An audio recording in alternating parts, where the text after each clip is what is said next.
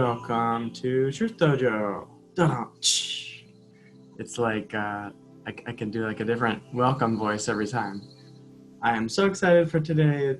Katie and I have been talking about how the different ways that this can flow, and it's going to be really fun. And the word meta came up a couple times because we're talking about this moment as it's happening in this one, and so that's really cool. We have one new person who has arrived today for the first time. She posted a video in the group after catching up on last week's meeting. This is Erin. We'll give Erin a chance to kind of just say what's up in a moment. And today's meeting, the topic is the dynamics of the Truth Dojo. So it's like, it's a little funny because the dynamics are always changing depending on who shows up, but there is an intention of the space, and so we're kind of curious like what the space, what the intentions you can feel in this space like bring up for you, and what kind of pressures we're aware of, and what kind of permissions we're aware of, and things like that. And it might also come up past moments in past Truth Dojos, what we have experienced or wanted to experience or whatever it is. So yeah, with all of that said, I would like to ask Katie to kind of lead us in a short meditation to just arrive in the space together. And Katie has been leading me in some really cool new meditations lately, and it's been really fun and very transformative. My heart has been kind of breaking open a lot in the past week-ish, and so thank you, Katie, and I'll let you take it away there. Awesome, thank you. I can't guarantee broken hearts, but yes, I would love to guide us in just a meditation to arrive in our bodies. So as we're sort of settling into this space together, I invite you to, first of all, just shake out anything that feels like it might be stuck from the morning, from the day, from your sleep last night. You might take a few deep breaths with a sigh as an exhale. Haiku. Woo! And just setting your intention right now with yourself. What is your intention with how you want to show up for you today? This can be related to the topic or be completely unrelated to the topic. And I really invite you to show up to a place inside of yourself that is just thirsty for your attention and hungry for your love. And just take a deep breath into this space, wherever it is, trusting that wherever your mind went to first or your body showed you first is correct. And just be with that. As we take a few deep breaths together.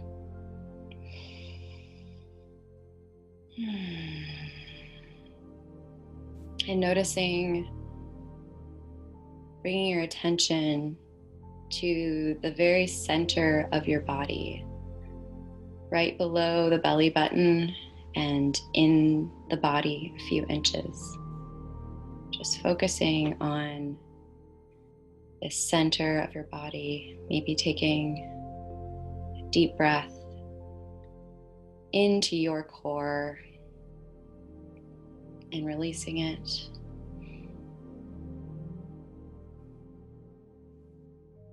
Allowing this center of your body to be nourished by your breath.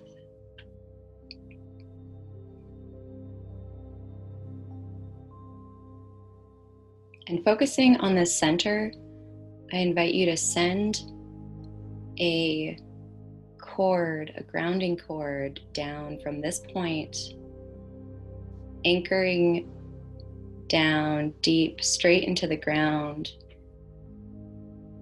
anchored onto the center of the earth, the core of the earth. You can imagine a rope going down from your core, descending straight down and anchoring on the core of the earth.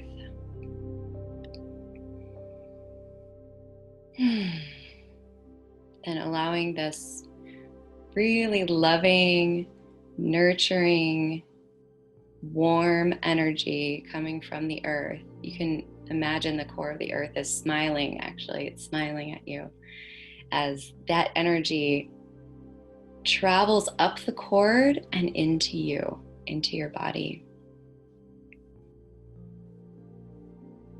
You can feel it coming up through the bottoms of your feet,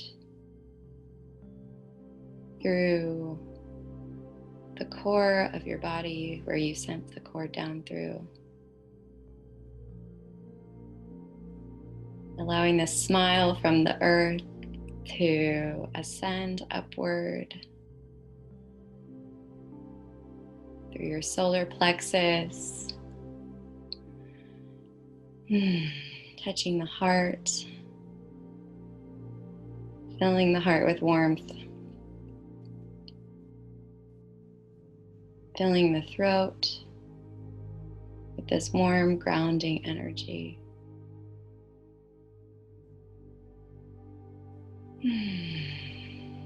Filling the third eye and the brain with a smile from the earth.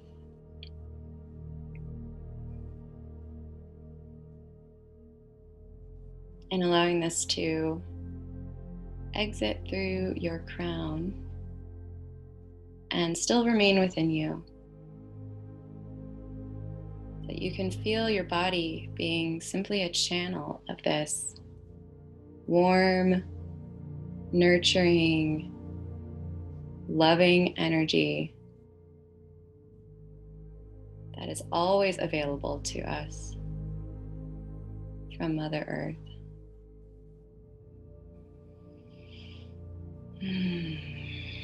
Letting ourselves be held by gravity. Noticing where we might relax more into the arms of the earth.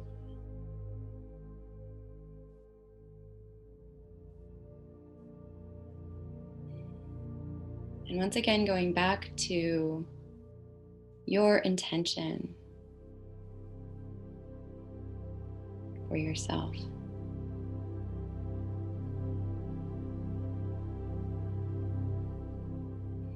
How do I want to show up today?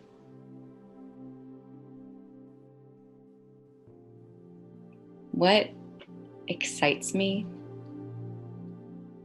right now?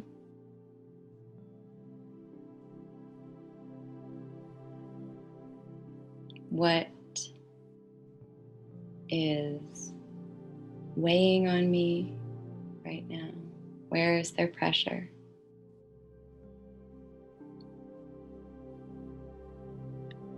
And observing all of these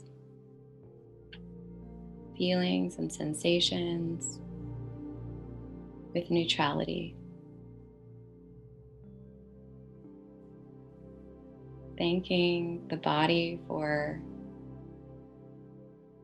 simply giving us more information about ourselves.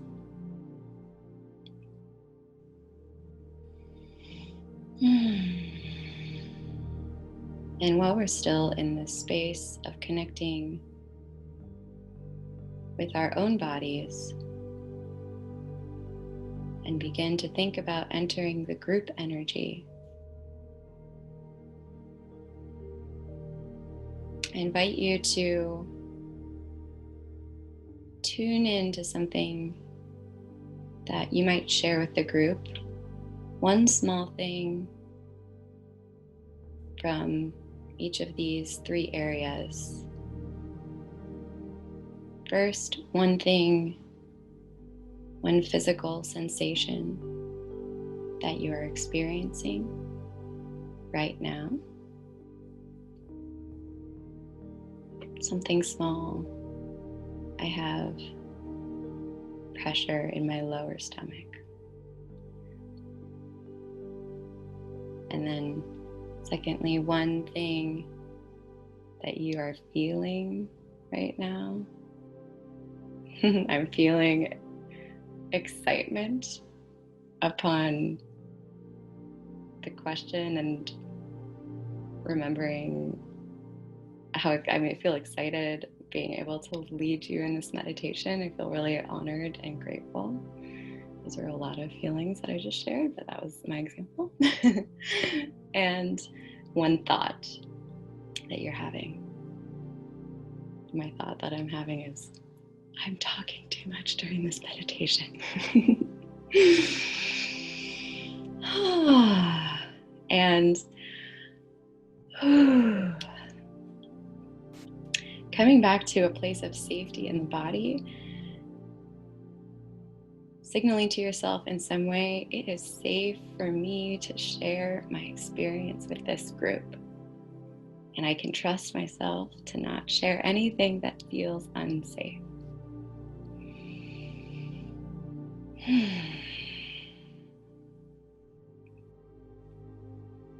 And at the end of the day, you are always here with yourself,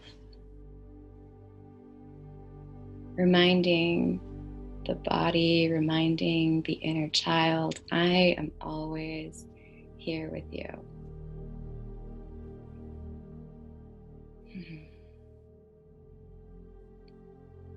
And as you give yourself a hug and a smile, and allow yourself to land in your space, I invite you to open up your eyes and welcome the other faces of this beautiful group that we have together.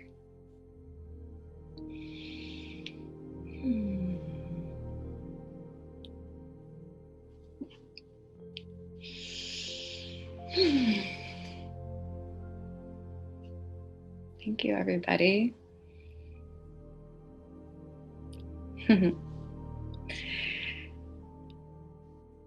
And I don't know about if the timing works right now or later, but I would love for everybody to quickly introduce. Joshua says yes. So perhaps we can go around and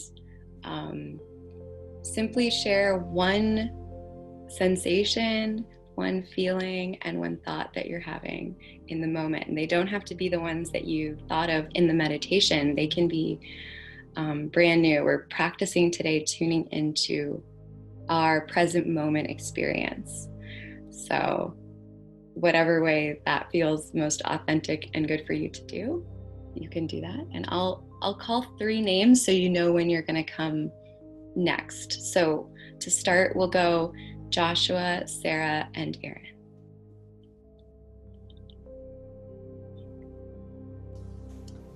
Thank you so much, Katie. Would you mind writing like what we're sharing in the chat? Yes. Because I forgot also. Oh, one sensation, one feeling, and one thought. I'll write it down.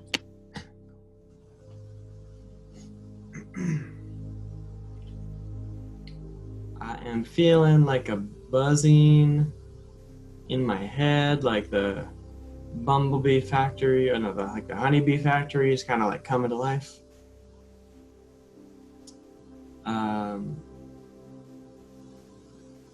I'm feeling a little bit of, let's see. I have like a sound that goes with it. But it's just a sort of anxious excitement. And then a thought is I so much admire the group. I so much admire everybody that shows up, and it just feels like such a, the commitment everybody brings with them here is just such a amazing energy to bask in. So that's just my thought that I'm having. I don't know who she said is going next. Thank you. Oh, Sarah's next. Okay, hi everybody. The physical sensation is a tightness and a holding myself together. The emotional feeling is tenderness and a little bit of like a gooey heart. There's like a tender, gooey, vulnerable, sweet feeling. And the thought I'm having is I have a lot going on the inside. So maybe a sound to pull it all together.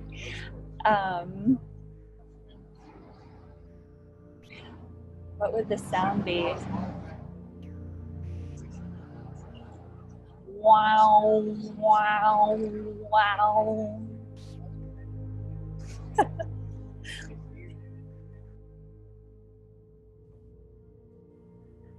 think that leaves me next. So sensation, probably because I have to speak, even though it's not even though I don't get nervous speaking, it's still that sort of that fluttery feeling in my chest. And I'm feeling immense gratitude. I've had the opportunity to be up in Oregon at a friend's house for 5 weeks alone, and it's a big house and it's amazing. And I feel so grateful that this person's in my life and that they've opened their home up to me.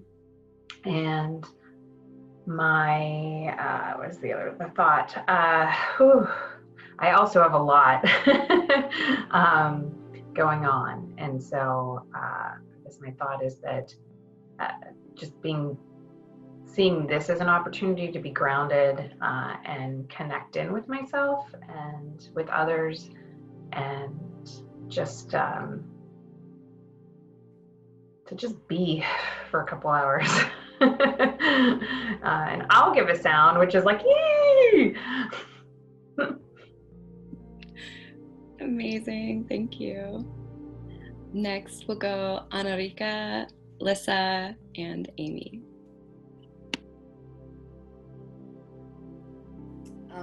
My sensation in my body is heaviness in my arms and a bit of a headache. The feeling is exhaustion and slowness. And the thought is, how the hell haven't I stopped in the past week? And I'm reminded of coming back to myself again. So yeah, that's it for now. Thank you so much, Katie, for that meditation. And thank you, everybody, for being here. I don't know, because I'm happy to see you. But the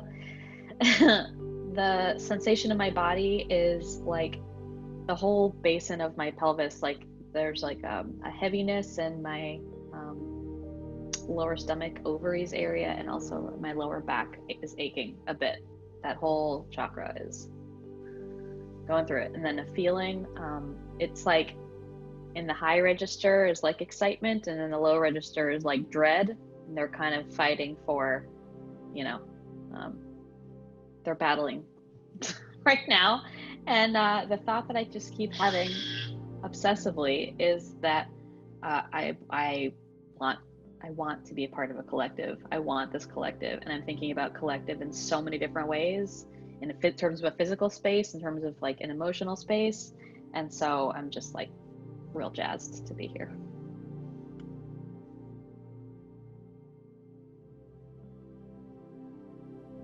Hey guys, so feeling wise, it feels like there's like a fire on the right side of my body, but on the inside, from my toes to my head, and it's extremely painful. I'm sorry. And the worst part of it is I've had it for a really, really, really, really long time. Sorry.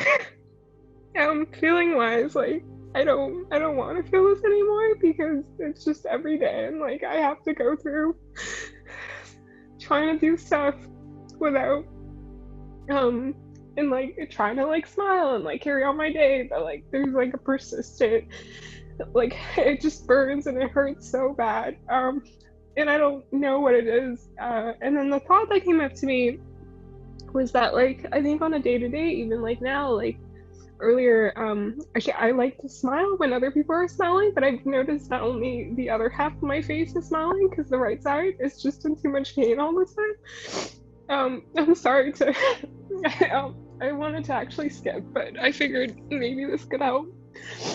Yeah, okay.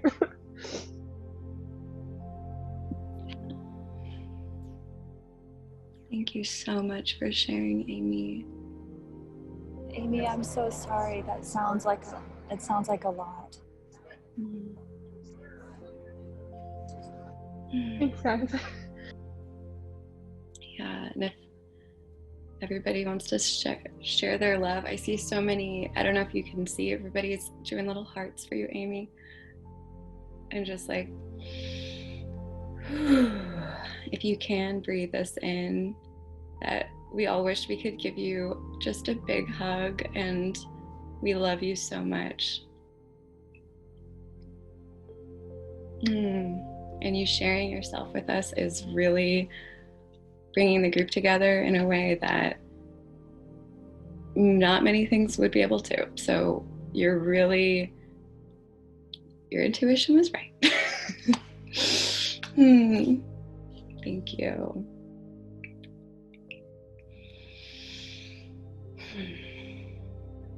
All right. Next, next we'll have Jerome and Chanel share. Hey. I actually forgot what thought I was going to share. So the thought I had during the meditation was when we did the whole drop the rope into the Earth's core, I was like, no way, because I was talking to my dad about sense of home in childhood and trauma type conversation, and he was like, I get that might be a thing for you. Well, whilst you work through that, maybe a kind of send a rope to the Earth's core kind of meditation would be a useful thing on the way as well. And I've like been playing with that for the last week as well. So that was a nice little like cool coincidence kind of moment. Feeling wise, I felt like a kind of emptiness, actually straight up sadness, between my heart and my belly, in between the two. And I feel like, there's some piece of me that's not quite intact right now. I'm also quite sleep deprived as well, so like all systems are not firing at full capacity, and so some sadness is coming through. I don't quite know what it is exactly, but maybe I'll place it by the end of this call. And a physical sensation. I'd say like slight sleep deprivation means like kind of dry skin, kind of tingly skin feeling right now. So that's how I'm doing.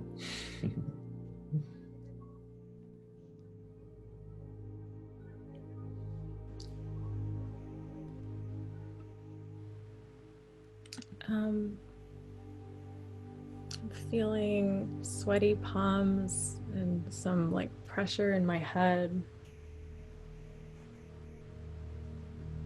The feeling is a mixture of sadness and anger, and I'm telling myself I can't do this wrong, but I'm in some self-judgment that anything I share right now won't be good enough. And I'm in a trauma pattern associated with expectation to accomplish put on me by my parents that I've not yet been able to free myself from. And I'm aware of this pattern of like taking action from a place of trying to prove myself or be good enough or please other people or accomplish something so that I can look good for my family or something like that. And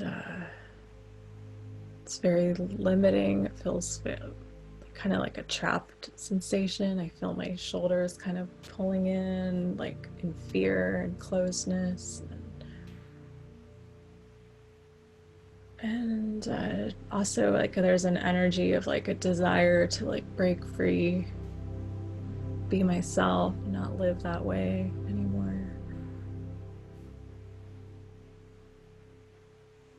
Yeah, I think that's it. Thank you so much. And next we'll have Nicole and Q share.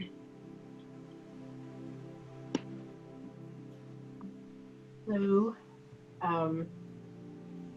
Yeah, during the meditation, when you asked the questions about sensation, I was feeling into the energy of the group, and I had like a really awesome, strong, tingly sensation in my hands, and it went to my heart and my belly, and it felt like butterflies and just excitement and enthusiasm and anticipation for everything that this group holds every time we come together.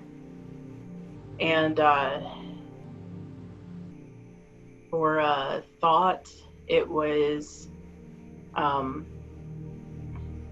whenever we go from that individual space to sort of the group consciousness, like being conscious of the rest of the group, I always picture us in our own little bubbles, but then the bubbles expand and they touch. They never like cross over, but they just touch. And so then it becomes more like a beehive, like the hexagon shape, and we're all connected, but still in our own little cells. And I just had this emotion of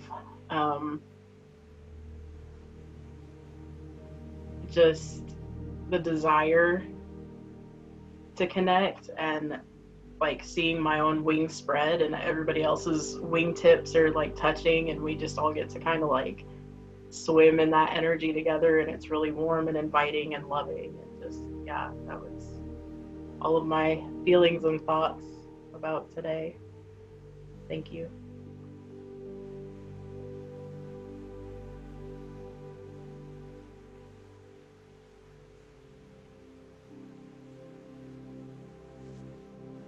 Hey everyone. Fun today. One sensation that I'm feeling is tension and some burning in my shoulder. An emotion I'm feeling is feeling frightened. There are big fires in the mountains where I grew up, and I've been watching that, and So that's an undercurrent of where I'm at.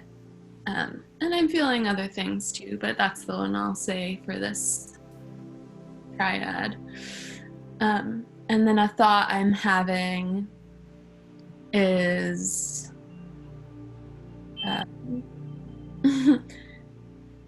it's not a very coherent thought. It's like 100 thoughts happening all at the same time.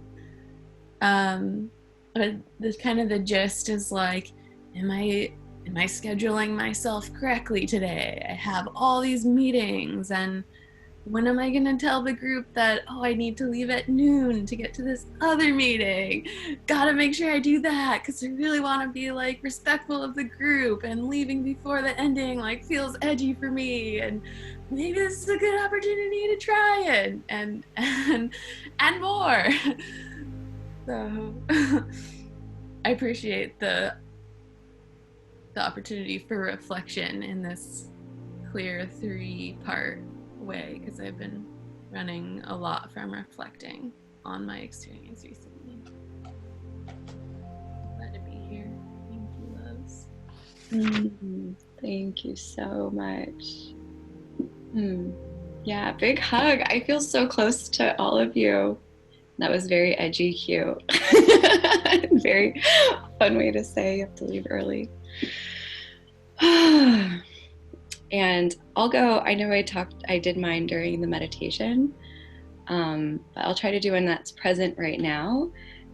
Also because I want to encourage everybody during the meeting to be checking in with yourself, and you might have something to share during, yes, come in. I don't know what just happened. Drama. Joshua's not in the room. I'm so confused. Yes? Come on. Can I shut the window? Yes, sure. Yes. Hang on.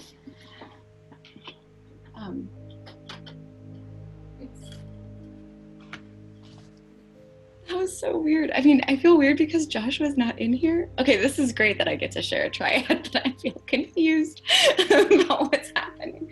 I think she was gonna shut the window. I guess, okay, different lighting. We're cool. I feel a little bit flustered. And I feel sweaty in my head. And I feel flustered. And then perfect timing. And then like, it's just hilarious that it's perfect timing. And the thought I'm having is like, there's 2 Joshuas in here, but like neither one of them are Joshua. And I'm like, where did he go?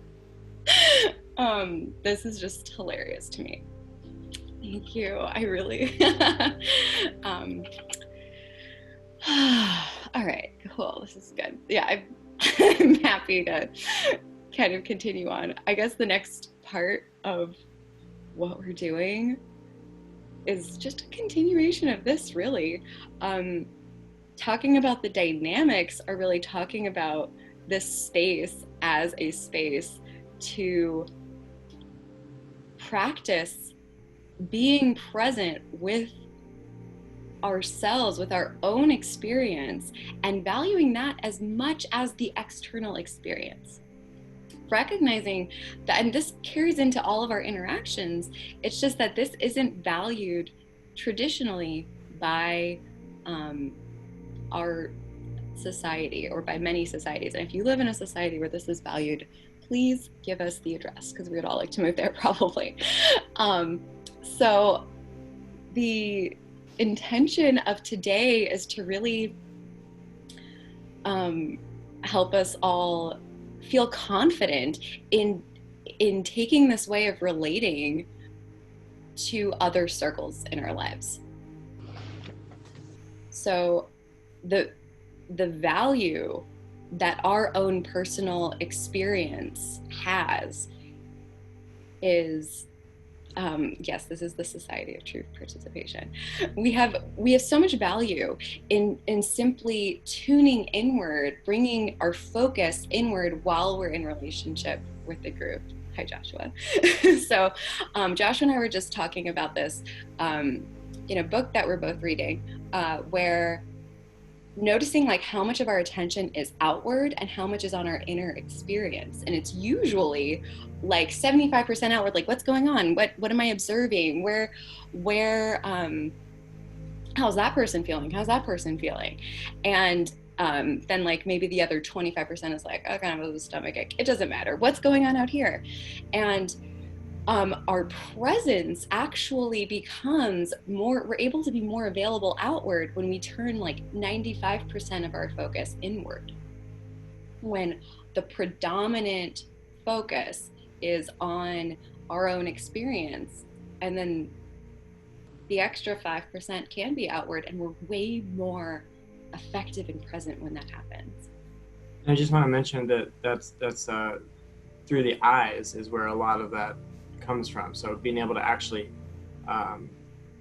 see from the inside as opposed to seeing from the outside. It's an energetic thing, but it's an important distinction. Yeah. We could even do if we want to do that later, to do an exercise around that. Cool. I didn't know. Go ahead, Sarah. Oh, you're so observant. I just wanted to add one thing, that years ago I had a teacher tell me that we have to know where we stop first before we can see where the other person begins. Like you really genuinely cannot see other people until you see yourself as clearly as possible. And the more clearly you see yourself first, then you're able to better see others.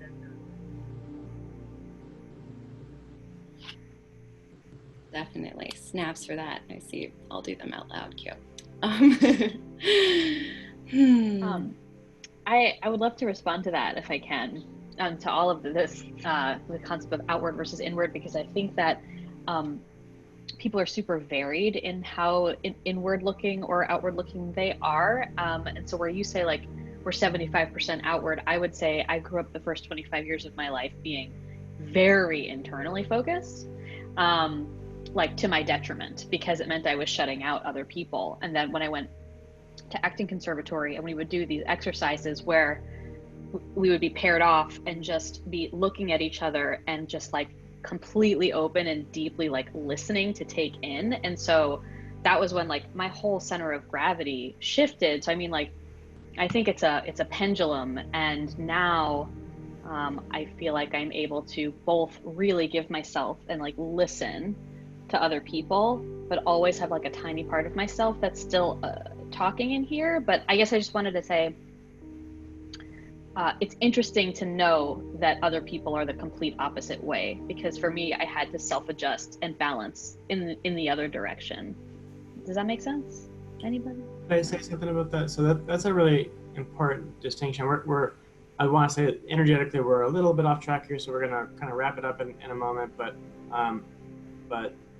so it's kind of the opposite of what we're talking about. So the more somebody is energetically, internally focused, the more of an extrovert they're going to become. And the more externally somebody is energetically focused, the more of an introvert they're going to become. So we'll demonstrate this with an exercise so you can see what we're talking about. But it's I'm glad you brought that up, because it's kind of like a heart versus mind issue. But cool. So Katie, do you have another agenda for right now, or we can? No, I was floundering while you were gone.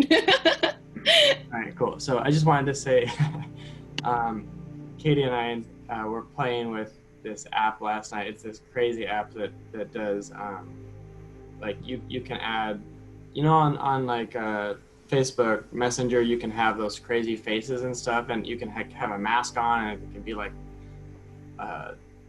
ghost or something, and all these weird faces. I installed this app on my computer last night, and it caused Zoom to freeze, so I had to uninstall that and come back.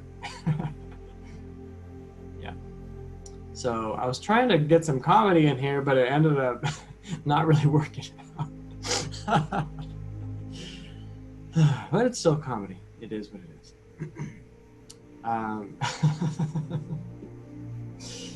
Well, I'll just use my unicorn horn. Okay. That was for Q. Okay, so I'm gonna kind of give my little intro to the topic today. Actually, before I do that, I'd love for Erin, if you wouldn't mind unmuting yourself. So I don't think that people had a chance to watch your video since it was just posted last night. Your option, I could play the video and share my screen, or if you want to be the live Erin for us, that would be cool too. Yeah, I mean, I can be the live Erin. You feel free to watch it as many times as you'd like afterwards. Yeah, so I missed last week. I had another commitment that I couldn't get out of. And I drove yesterday from Oakland, California up to Portland, Oregon. And so after that long trip, I watched, after I got settled in at my friend's house, I watched the video. And there was so much for me that resonated with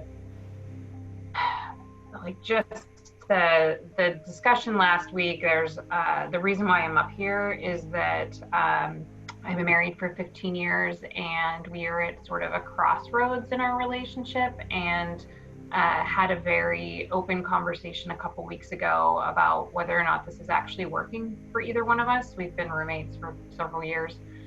More than we are husband and wife.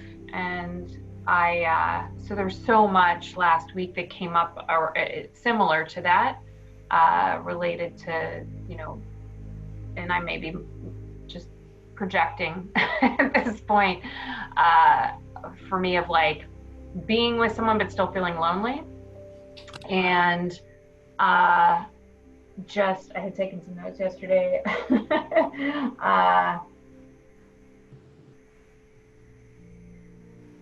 The judging of yourself for judging.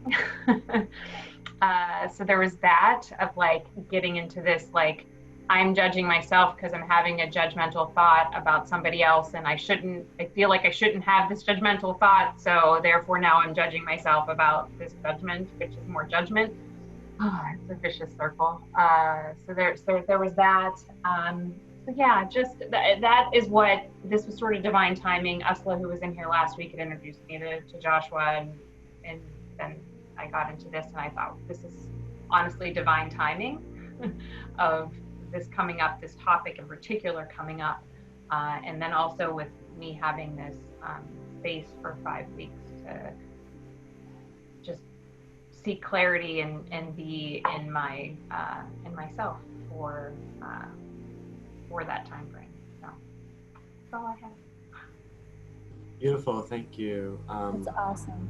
Yeah, and it's 4 weeks, by the way, for the each series. Oh no, I'm here for 5 weeks. Oh, so got it. Okay. Yeah. Cool. Cool. Yeah, and last week was also for me a very powerful experience, and this really started an unraveling of stuff that I feel like Katie and I have a totally different relationship now. After last week's session, I feel like the opportunity to see each other and the opportunity to be seen by each other in this context was incredible. And so it's important for me to also bring up, just to highlight what we've been kind of talking about as like the Truth Dojo culture, which is like being able to, like as a lifestyle, being able to normalize the sharing of ourselves and our process as beneficial, as it's beneficial for people to see and hear our process, for all of our processes to be seen and heard. It's also beneficial for us to share it and to be seen and heard. and it's like reminds me of earlier on in my healing work with myself. I would really get the concept of, or the benefit of being seen, to the degree where if I'm in some kind of emotional process, I would even like set up a camera, or I would like at some points have like a mirror, or like something that looked like an eyeball, like a big circular something I can pretend as an eyeball, just so I feel seen.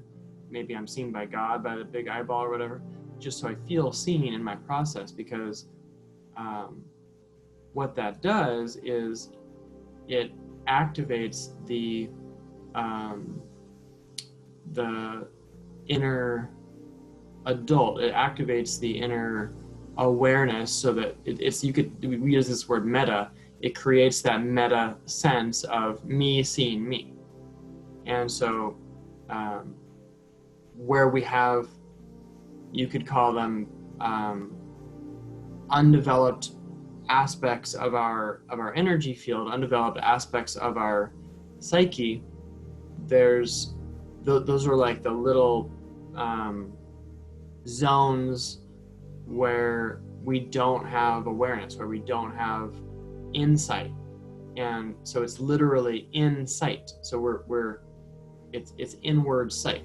And so if we can move our energy into these little zones where we need awareness, we don't have it, and we get an insight, we're literally getting the opportunity to see ourselves in there. So that's what the benefit of being seen is. And so we're going to play with that today, and not only talk about sharing, but share and use the we're going to milk the fact that we have this amazing caring, humble group to be in. And yeah, so we'll go into that. What else did I want to say?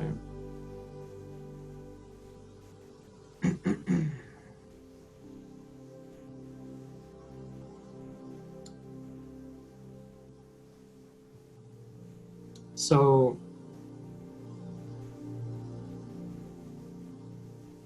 yeah, I feel so much peace in this group. It's like no hurry at all. I love it. The way that we are connecting here is, it has like that intimate ring to it, and most of society, as you know, doesn't. And so normalizing that for ourselves makes it so that we can be a beacon of that safety as we go out into the world, and we can normalize this kind of sharing and this kind of presence, and I don't like to say expectations, but just normalizing this kind of like when I meet somebody for the first time, I feel like I'm happy to tell them about, my this is an exaggeration because I don't have this, but if I had like hemorrhoids, I would be like, yeah, by the way, I got just like the most ridiculous. I feel intimate with everybody, and I feel like it's important for me to stretch that and to keep normalizing that, even if people are giving me weird looks.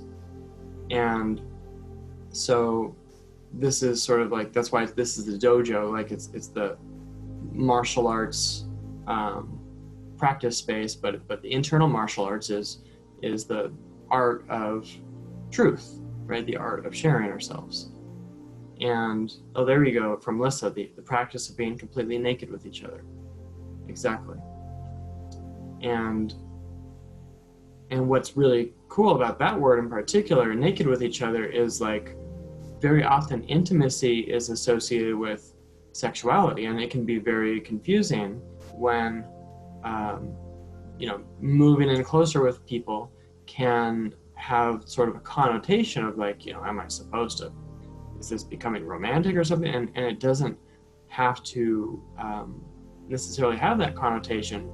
And so this practice is also giving us the oh, bye Chanel, thank you. See, that's great to be able to honor your needs too.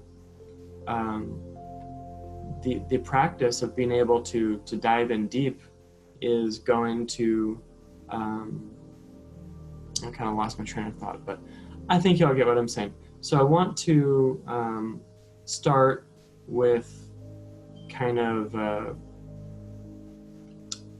maybe Katie and I can begin with kind of just exploring what feels ripe for us to move in that direction, and then as we usually do, we'll let the process kind of unfold naturally.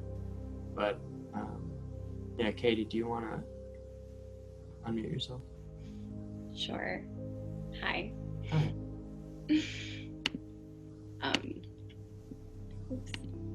I was just distracted by something. I want to just share a thing that I made about how to get naked emotionally, and I thought I could share it in the chat, but I don't think I can, so I'll share it in the group later. It was like an image? Uh-huh. Okay. It's fine. I just was sharing that because it was on my head. Yeah, real big cliffhanger. Yeah. Yeah, if there's a link or something, you can share the link. There's not. Okay. This is straight from my desktop to your desktop. Yeah, so I just wanted to,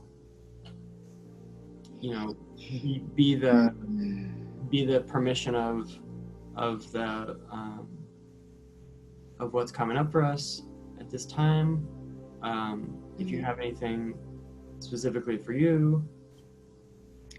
Yeah, I was feeling like I did something wrong. Obviously, that's like my go-to thing. I was like feeling, I don't know, I was able to talk about how I was feeling flustered earlier, but then I felt embarrassed that we weren't on the same page, and I also felt oh, this was my chance to well, I'll just facilitate now, and did I blow it? That's kind of what I'm thinking. Yeah, and so actually this feels like a cool time to do that exercise, and we can feel into did I blow it is like a maybe you can, I want to give some context for the exercise so everybody knows what we're talking about with the 98%. So maybe we can I can describe that for a moment, and we can come back to your. Yeah. Okay, cool. So I like this a lot. So if everybody wouldn't mind putting your hands out like this. Okay, and now look at an item across the room, or look at a spot from across from where you are. And have your attention 98% focused on your hands, but your eyes are 100% focused on the spot across from you. So your attention is on your hands, but not your vision. Your vision is actually focused, so your hands are a little bit blurry. And so now you can move your hands down slowly and stay 98% focused. So it should be only a cursory attention that's on the item that you're actually looking at. And feel how your body connects to what your attention is actually focused on.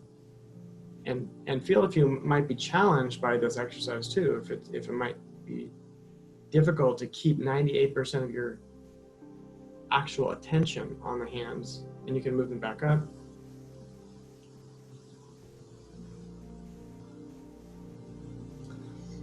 So we can practice more into that later, but And it might be helpful to do this, like have your hands out and notice what it feels like to put all of your focus on the object you're looking at. yeah. And then intentionally pulling it back into the hands. Good, yeah. So the rush of sensation that you notice when you bring your attention back to your hands, like that's always there. That's there the whole time. But it's our deliberate noticing of it that gives us awareness of that experience. Yeah, and so this is insight. So I would like to hear how this is really important. So I think we'll probably base a lot of what we're talking about on just this concept for this session. So I would like to hear how that's resonating for you, if you can do it, if you can feel it, if you have questions about it. I found it really, really hard to do. Like, I think the most I can put attention on my hands would be like 10%, no matter how hard I try. And then the other weird thing is like, I can feel the left hand no problem, but the right hand almost feels hollow. Like it almost just feels empty. And then like there's stuff here, but then there's nothing here. I can see my hand, but I don't feel it as much as my left. Okay, cool. So a lot of this has to do with meaning also. So like, let's say, you have on your schedule, today I'm going to Truth Dojo and it's at this time, and I'm completely focused on I'm going to do this, I'm going to do this, I'm going to do this. So you put this meaning on it and then you go and you do it. So what if you pretend that like focusing on your hand is like on your schedule, and that's somebody that is, counting on you to show up, and see if you can make a different meaning so that you can bring greater attention to one of your hands or both your hands. So sort of like believing you kind of have to. Yeah, in a way. Exactly. But yeah, I think it does sort of make it easier to do a little bit. Yeah, maybe practice with it, see what percentage you can get up to. Okay. Yeah. Sorry, what is the purpose of this? I actually forgot to ask. Yeah, so I'm gonna get to that in a moment, but Okay. Before we do that, does anybody else have anything you want to share about difficulties with doing that, or yeah, Nicole? Yeah, I felt like like trying to go back and forth from focusing on the faraway object to my hands. Like the more I went back and forth, there was like a charge. And at first I found it kind of easy, but then going back to it, it was more frustrating. So like the more I had to concentrate on it, I found there was a bigger charge behind it. There was a little overwhelming, I guess. Cool. Okay. For me, it activated my other senses. So I don't think I'm so even aware of most of the senses that I have. And now when I did the exercise, now I can feel the whole room, like in a very, very different way. So I think I'm often so focused on sight as the primary sense intaker. So that was useful. It's still very difficult. So I have no clue how much, like what the percentage has been, but that was activated. So that was kind of interesting and insightful of how can I apply that more in daily life. Yeah. Okay. And what would that difference be to my daily life? Cool. I think for me, it reminds me of the concept of soft focus, where you could see as an improviser, like having to see what's going on, but also like what's going on with your partner, but what's going on across. But then I also noticed for myself, some judgment coming up of like, am I doing this right? Is this how it's supposed to feel? I don't know if I'm supposed to feel this way. That sort of self-talk that comes into play when you try anything new, right? Mm-hmm. Cool. I was actually excited for you to meet Katie because yeah, you're both into improv. Yeah. Oh, and Lissa too. Oh yeah, cool. And Q, of course. And anybody else, I don't know. You have to speak. To out yourself. Life is improv, so everyone's good at it. You're doing it right.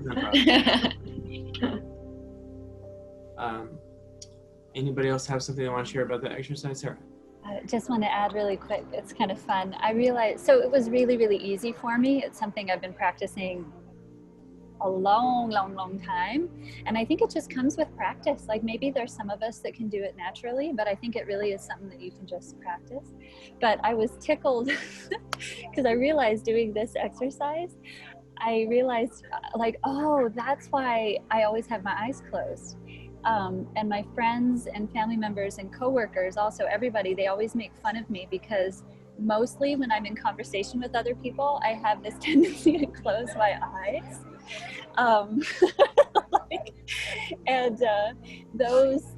Those that meet me and interact with me, they just kind of get used to it. It's like, oh yeah, Sarah's closing her eyes again. It's really funny. Yeah, I very naturally just kind of turn the lights off. So yeah, and how I experience everything else is often with my eyes closed. Okay, yeah, that's helpful. So I'll include that in what we're talking about too. Cool. I want to share. Yeah. Something that is coming up for me is like when I first started doing it, and then the focus was supposed to be in my hands. At first, I was like, "How in the world would I possibly do that?" And so it was fun to then be like, oh, maybe there's kind of a way that I can do that. And it seemed like a shift from like a control focus, like my focus is 100% on this thing and very like outward, to a more like receptive presence that then I was able to move from within my body, like feeling like the energy in my hands. And going from there instead of like what am I doing now in order to get the image to me, instead of like what am I feeling and allowing to fall upon me.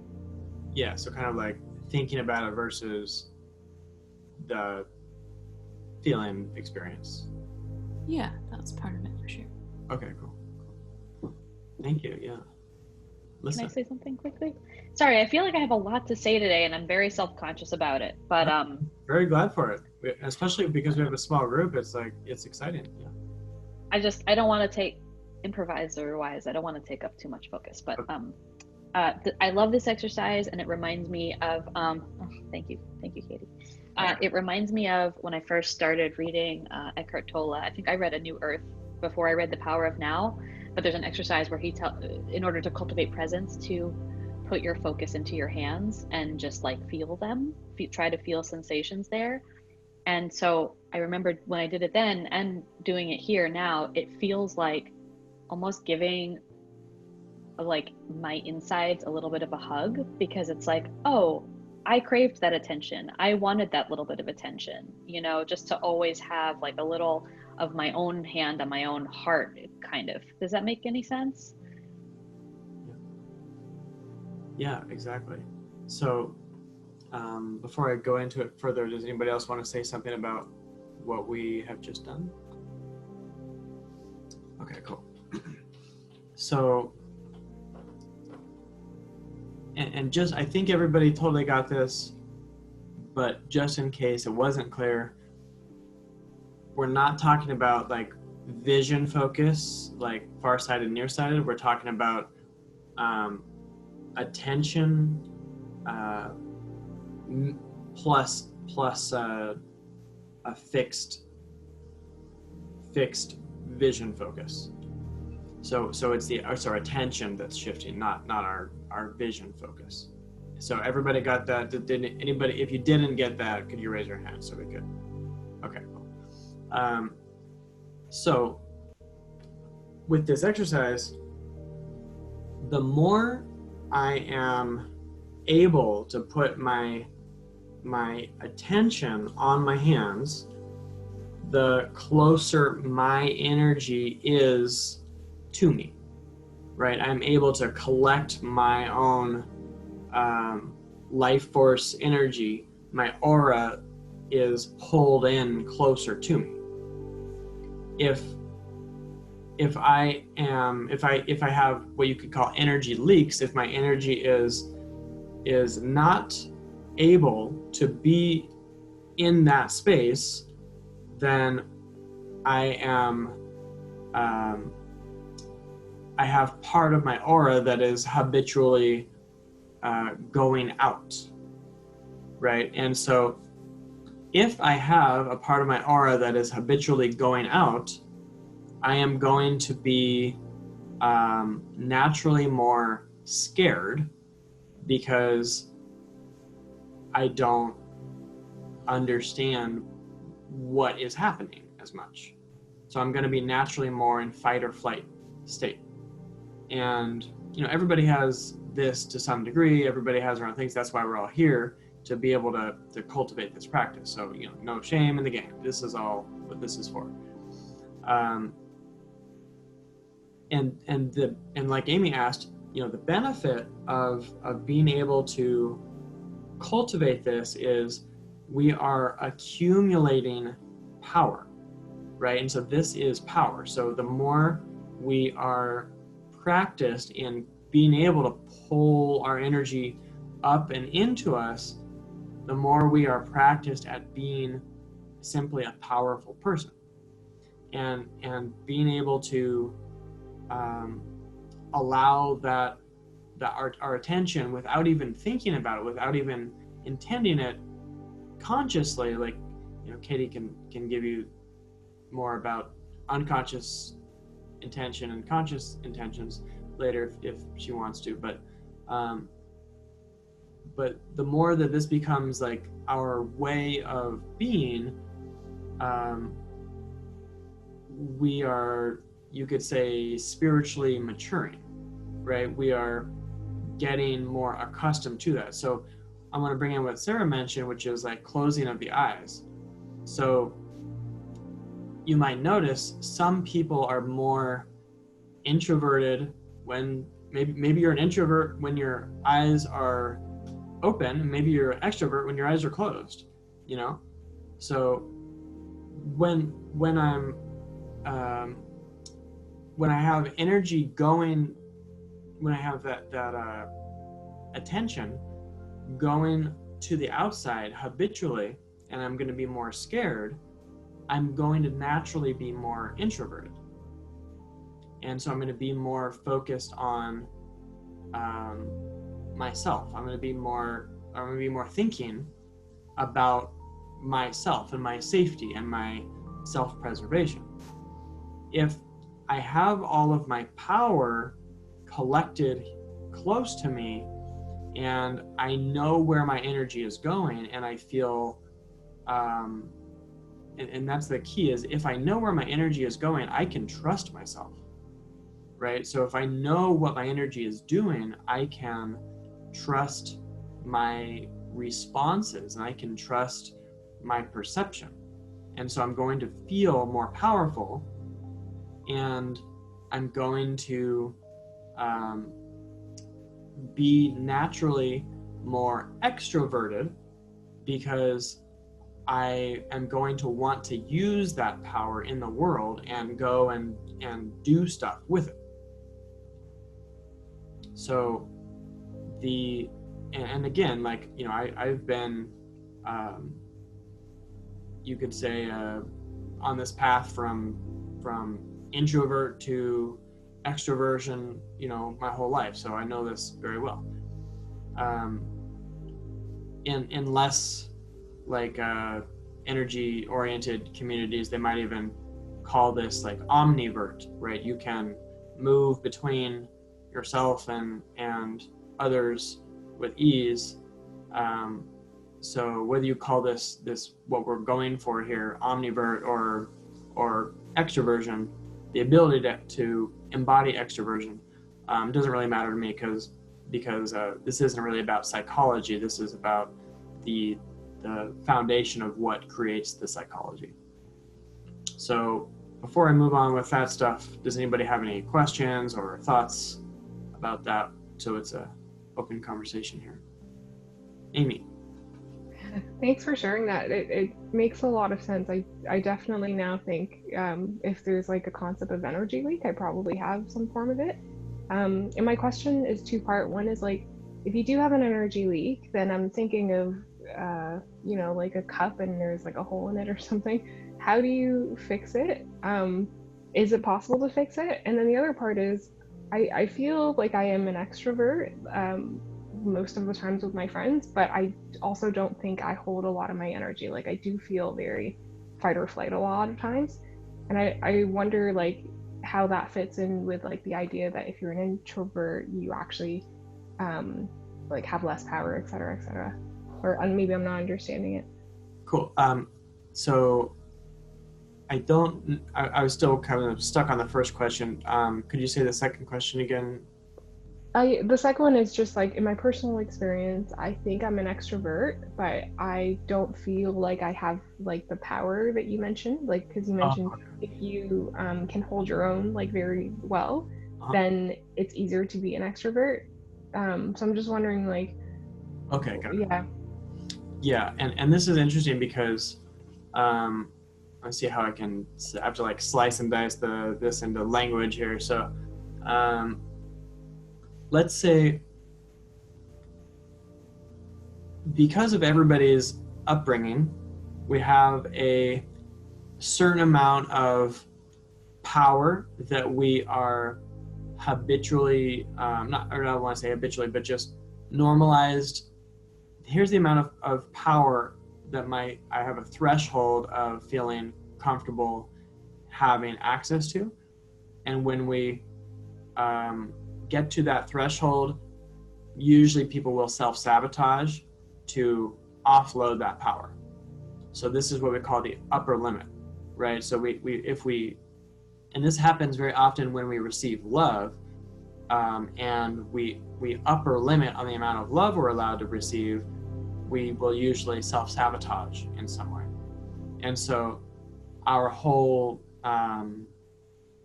healing process is basically just increasing the upper limit, just increasing the amount of love, the amount of intensity, the amount of emotional energy, the amount of power, the amount of voltage, it's all synonymous, that we are comfortable residing in.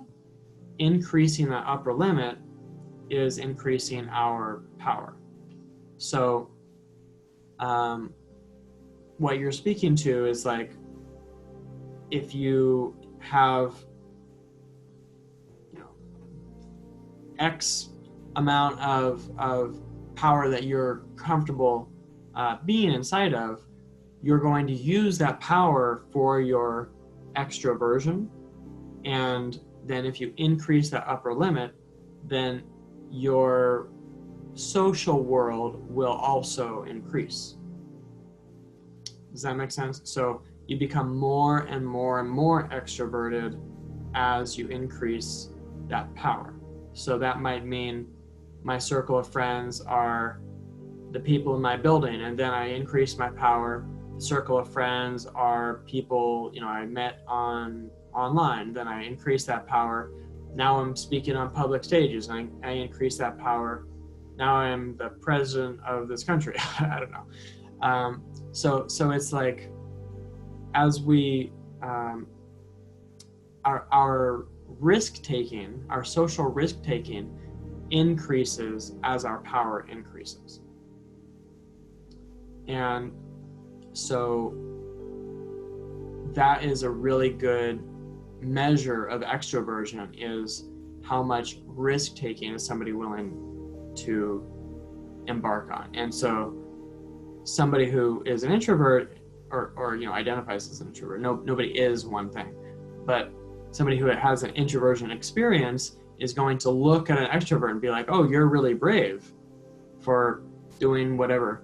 But the person who is socialized to be as living an extroversion experience is simply they have like a fundamental rule in their consciousness of, I am allowed to be powerful socially under these certain parameters. And then the person who's like extroverted at school, for example, may have parameters that say they're not allowed to be extroverted in a romantic situation. So they might become an introvert when they're one-on-one with somebody. And so things change depending on what the circumstances are. So I know that was a lot of words. I'm open for discussion here. Yeah, I'm really enjoying what we're talking about in the chat, and what's becoming more clear for me, just to like synthesize what everyone's sharing. In my experience, the more I trust myself and feel like I can be alone with myself, I can spend time with me, I can cultivate my introverted aspects and become really confident in those, it expands my self-trust and basically trusting that I am free to interact with the world, and whatever the output is, it's going to be aligned with who I am. My experience is also going from an extroverted one to more introverted, because the introverted side is what I've needed to cultivate. So we might all have different orientations to what we're comfortable with, where our power typically comes from, because I've heard the definitions. Extroverts get their energy from other people, and introverts get their energy from themselves. And so it seems like to become fully integrated humans, we can actually, it's most important for us to cultivate the opposite and allow for that to be what expands our power and our capacity in certain ways. But it really does seem like the self-trust and the alignment comes from the introverted orientation, and then the effectiveness and the authenticity of connection comes from allowing that to go outward in an extroverted sense. And I think what I hear in that too is like the idea that we all need to know what our thresholds are and you know, and then we don't, and honoring those.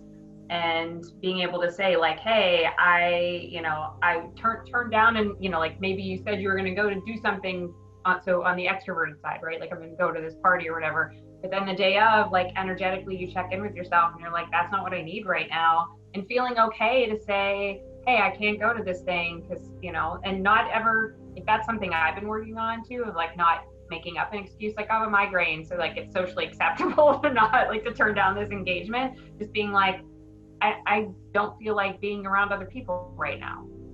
And honoring how I'm feeling versus keeping an obligation that's not going to fulfill me.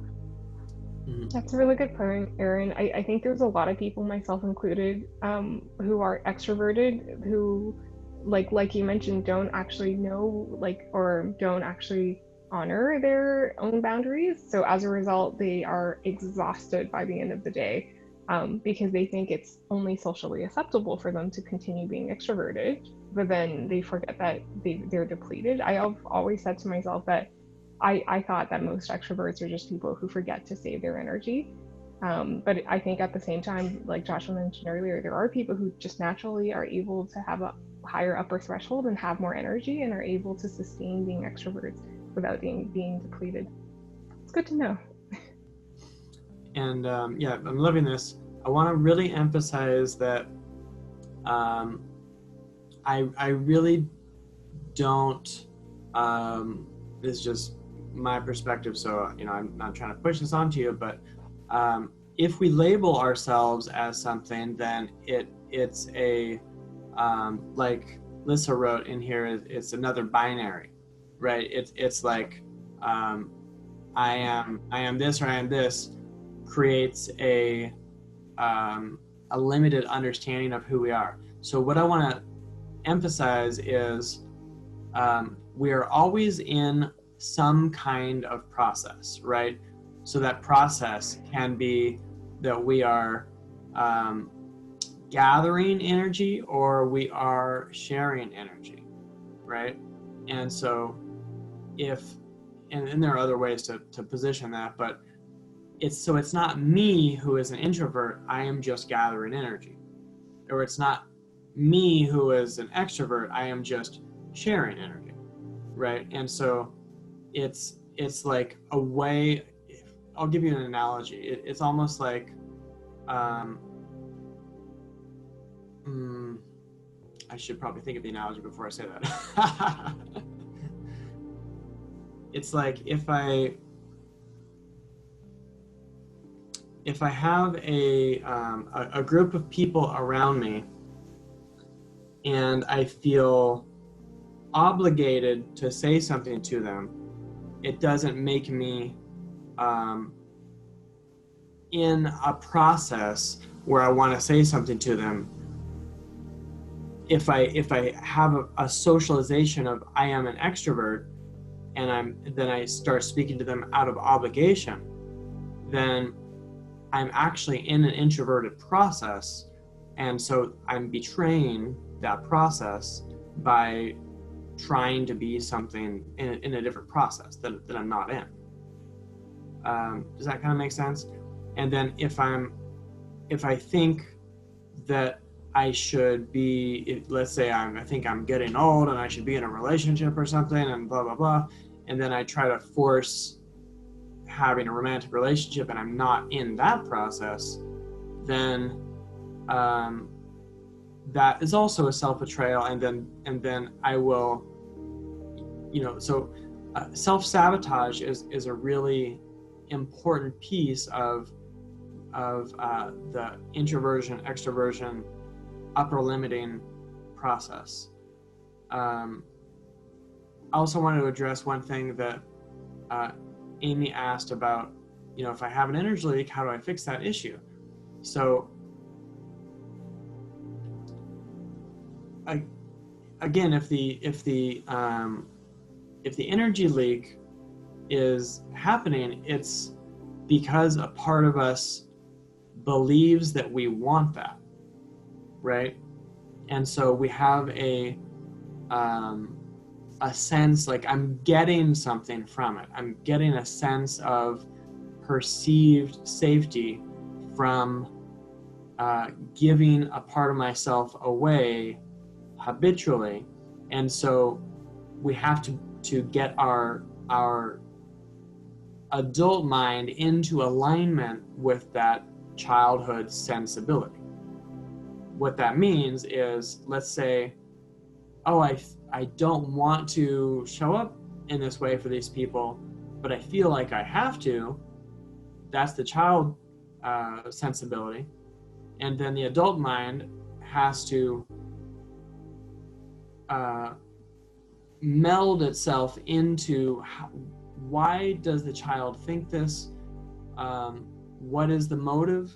And if those, and this is what the quantum theater does, is like it melds these two so that the adult can empathize with the child. And so what we're doing in all of this is we're learning how to empathize with ourselves so that our habit of leaking our energy or giving away our energy becomes obvious, like what our motive is. And then once we can connect to that motive, we can be like, oh, I guess that doesn't make sense, and we can like kind of disprove it within ourselves. And then suddenly after that, when we disprove that, this exercise that we did, we can bring that energy back, and we can increase the amount of power that we have access to in this exercise, and you can notice it going up. And so ideally it's 98% of your energy is focused, or is able to focus on yourself, on your hands here. And then the outside world, this is why in like shamanism we call it the dreaming awake sense. It's the concept of this life is a dream, because if only 2% of your energy is focused on the external world, it's kind of like hardly even real, because all of your energy is here with you, right? And then what that means is if somebody doesn't like you, for example, well, that's only 2% of your energy that's noticing that. So it really doesn't matter, right? And if something goes wrong, let's say, your car breaks, well, only 2% of your energy is noticing your car broke. So it's like, okay, so that thing kind of just happened in this dream over here. Am I going to take the dream personally, right?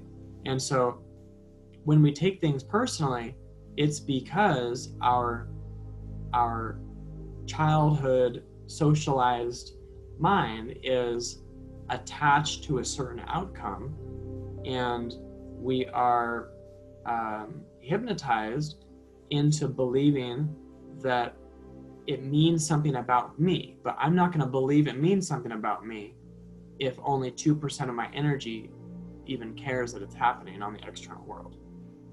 So I don't usually speak in this way in this group, so I know it's kind of like a lot of stuff. It's experimental, so let's see if what's resonating for you.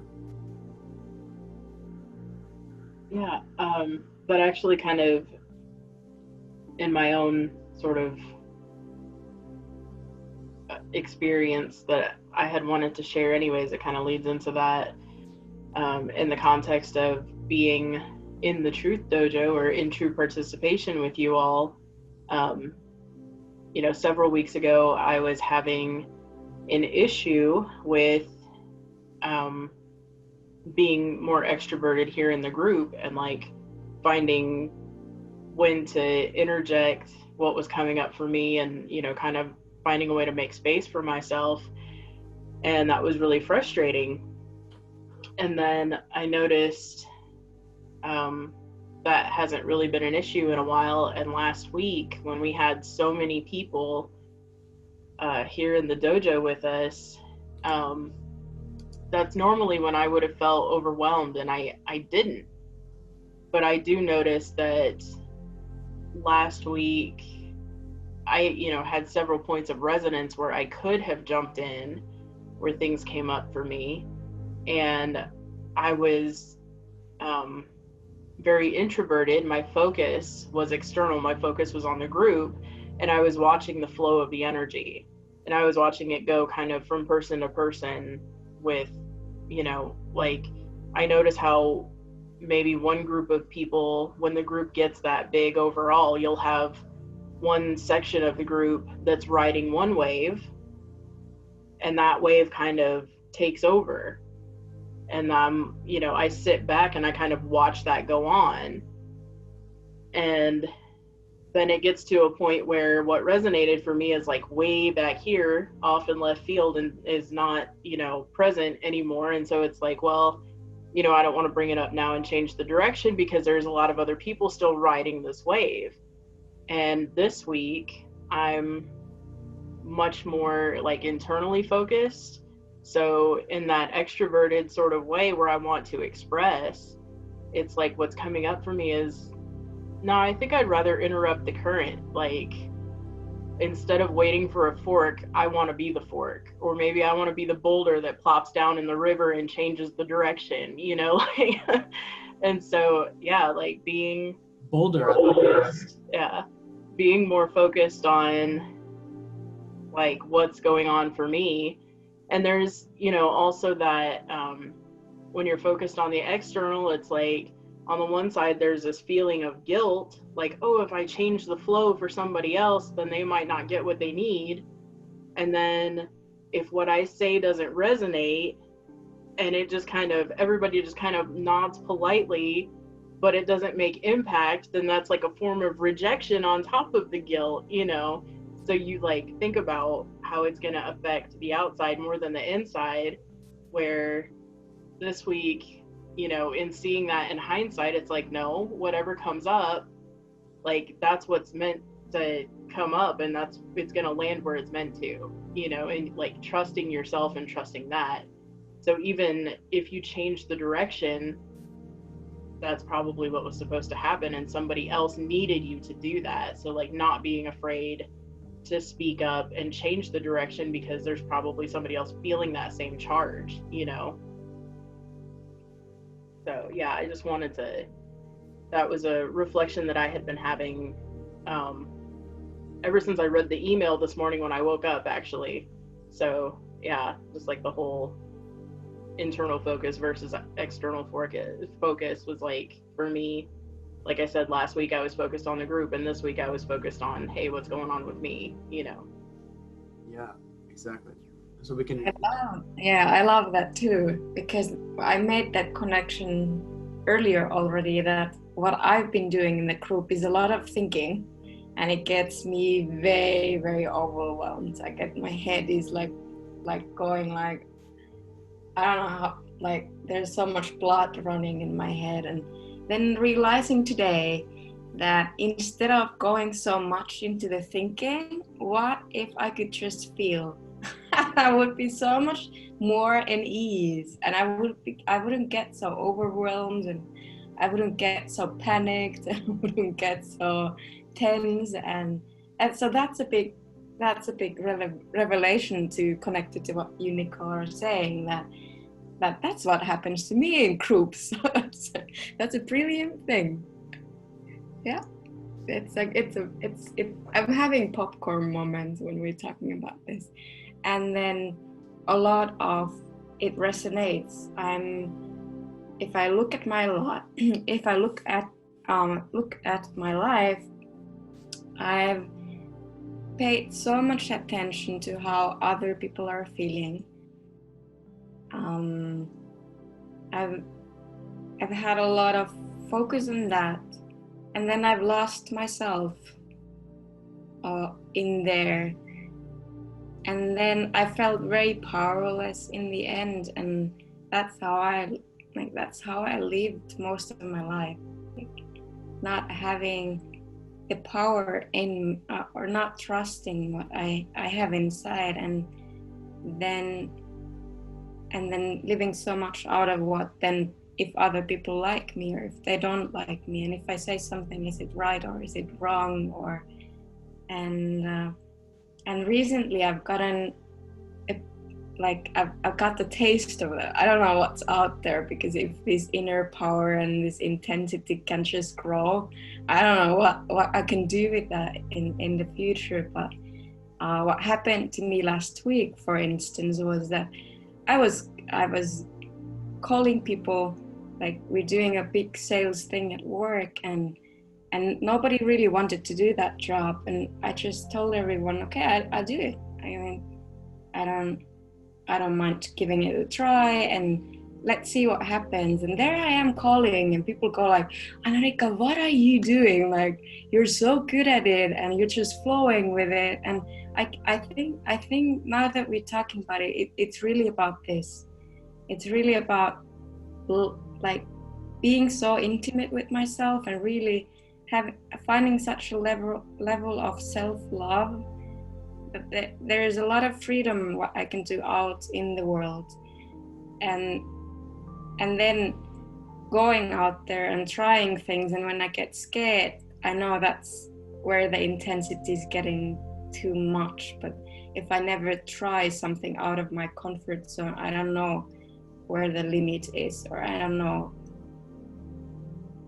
So life is very exciting at the moment, and it's partly because of this, finding that how can I keep that energy closer to myself, and then put myself out there more often. So yeah, a lot of popcorning at the moment. Love it. Just playing devil's advocate here, like I think on an intuitive level, I really want to focus like 98% of my energy on myself, for example, and then do like sort of the 2% outwards. So I can't help thinking that, like, is this more of like a Western view to some extent? Like I grew up in China or spent most of my childhood there, and like there's like a very Eastern sort of idea where supposed to be about the group, it's supposed to be about the family. Like everything is supposed to be about other people, especially in school. Like your teachers literally give you a number. They won't call you by your name, you're a number. And I've always been taught that that's good. Like you should focus your attention outwards. And I don't know, like I think this is something I struggle with my entire life, like coming to like or living in the West, and then learning like, okay, like especially at the workplace, if you don't be assertive, etc., like people will or your managers will give you a bad review for that and say that you're too friendly or something. Yeah, I don't know, I'm just a bit conflicted. I wanted to get some insights from you guys. Yeah, that's a really great point. And actually, there's a really cool map of the world that kind of illustrates which chakras, which countries kind of represent of the world. And so there's like every part of the world isn't equal, right? I just saw a cool map of the world where if the planet Earth was a human being, India is a kidney, Australia is a kidney, the spine is from the mountains from Canada down to the Rocky Mountains, down to Central America, down all the way to the bottom of Chile. So the world itself is facilitating different energies in different societies. And so America or the West has a different vibe than the East. Europe is the heart, Iceland is the pineal gland, and so United States is the throat. And so United States is much more, as a country, is much more extroverted. And I wish I could remember some more of the specifics about the Eastern countries. I don't really, but I can get back to you. But Eastern countries are going to be, I'm trying to remember if I know this, but in general, Eastern countries are much more, like you said, people are more accustomed to being a number, whereas the United States, people are going to be offended by that. And so, like, I want my individuality. And so with the introversion extroversion thing, this is being processes.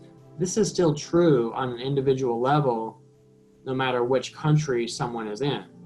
So this kind of process supersedes culture as far as kind of like moving through the personality construct, as Helmar would say.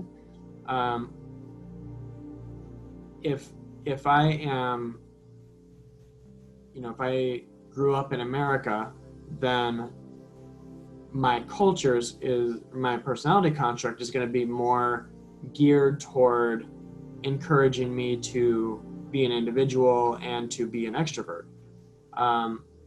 But that said, I will still have my own personal process around that. And so these are both kind of true at different levels of processes. And I was just reflecting, I think yesterday, on how like we have so many processes going on at the same time, right? That's why we can meet weekly, and we're never going to run out of anything to talk about because there's so much going on. And to be conscious of the lower processes really gets us into our body consciousness and our sort of tribal consciousness, and then to be conscious of the higher processes gets us, which is more of an Eastern thing. The Eastern thing is more the body tribal consciousness, and then the independent thing is more of the higher consciousness, which is like, one isn't better than I don't say higher and lower like a rating, but the absolute essence of innovation is like going to be in the higher realms, and this is, innovation is inherently unique, and this is the flavor of independence. And so I'm trying to speak so I'm not getting too like new agey here. There's some words I'm leaving out just so we don't get terms too confused, but yeah, I'll leave it at that for now and see what comes up. I would love to share from a personal place of what I've been experiencing in this process, and also reply to Amy. Is throughout this, like especially with the 98% inner focus and the 2% outer focus, when what's been coming up for me is like aha, like finally, like there's some framework that I can use to help myself, because there are times when I feel like I'm dissolving and that I absolutely have no personal power whatsoever. And so it's like energy leaks are everywhere. Like my superpower of being connected to things and feeling part of everything turns to the shadow side, where it's like all of my energy is dispersed throughout the entire universe and I'm nothing. And what that looks like in my life is depression, no energy, and the feeling of it is kind of like being introverted. Like I'm very inside of myself and feeling very fragile and vulnerable. And so what's coming up for me is like this confusion of like, I feel like I'm very deep inside of myself, but it's actually like not having power, and so feeling small, versus being able to hold my energy and then be present with myself, which feels much different. And so having this distinction of like, there's a difference between feeling powerless and like I'm giving all my energy away, and there's something similar about feeling internal there, but that's different than the being internal where I'm present with myself and holding my energy and not giving it away. And to speak to what Amy was saying was like, I really want to be of service, and I love people so much, and I want to be giving my whole self, and the way that I have felt like I can do that is by being present with myself and being able to contain my energy so that I can then kind of paradoxically be able to look outside of myself, because I have such a solid foundation inside of me. Because when I am giving my energy away, I'm really useless to everyone. And I hear the judgment there, and it's okay too. That's part of the story. But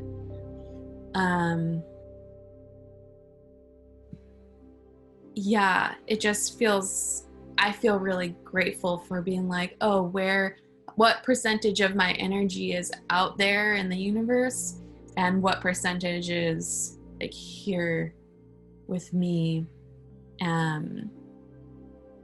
Yeah, so I feel relief having that framework. It kind of demystifies like those days when I just like have no energy because I'm focusing so far out and so ignoring of my internal experience that it just kind of there's no bowl there to hold anything.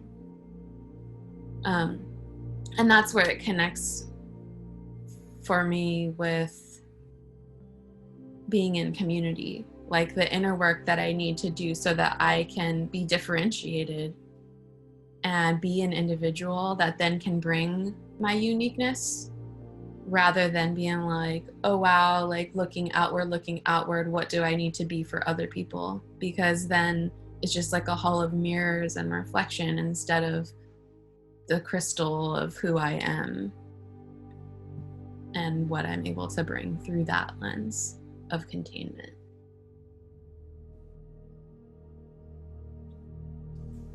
That was beautifully put. I also want to, I know you have like 4 minutes until you need to get going. Yeah. Before Q goes, does anybody want to specifically respond to what she just said? I just want to say, yeah, it was beautifully articulated, Q. Yeah, beautiful. Thank you, sir.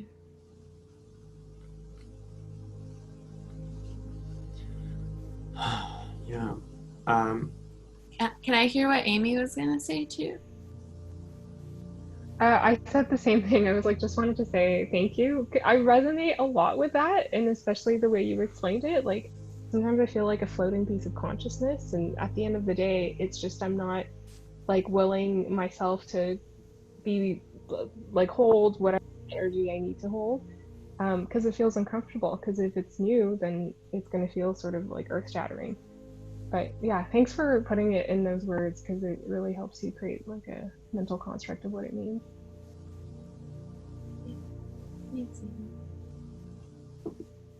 Yeah, that was really well put. I'm glad we have this recorded because I want to listen to that again, actually.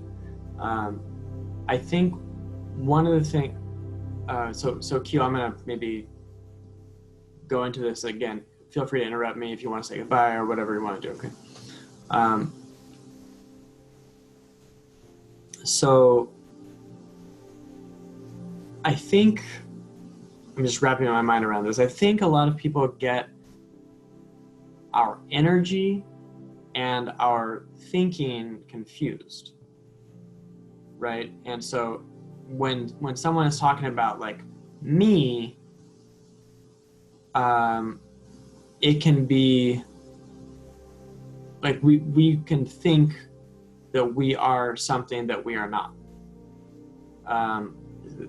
As you can see, this is not easy for me to articulate right now.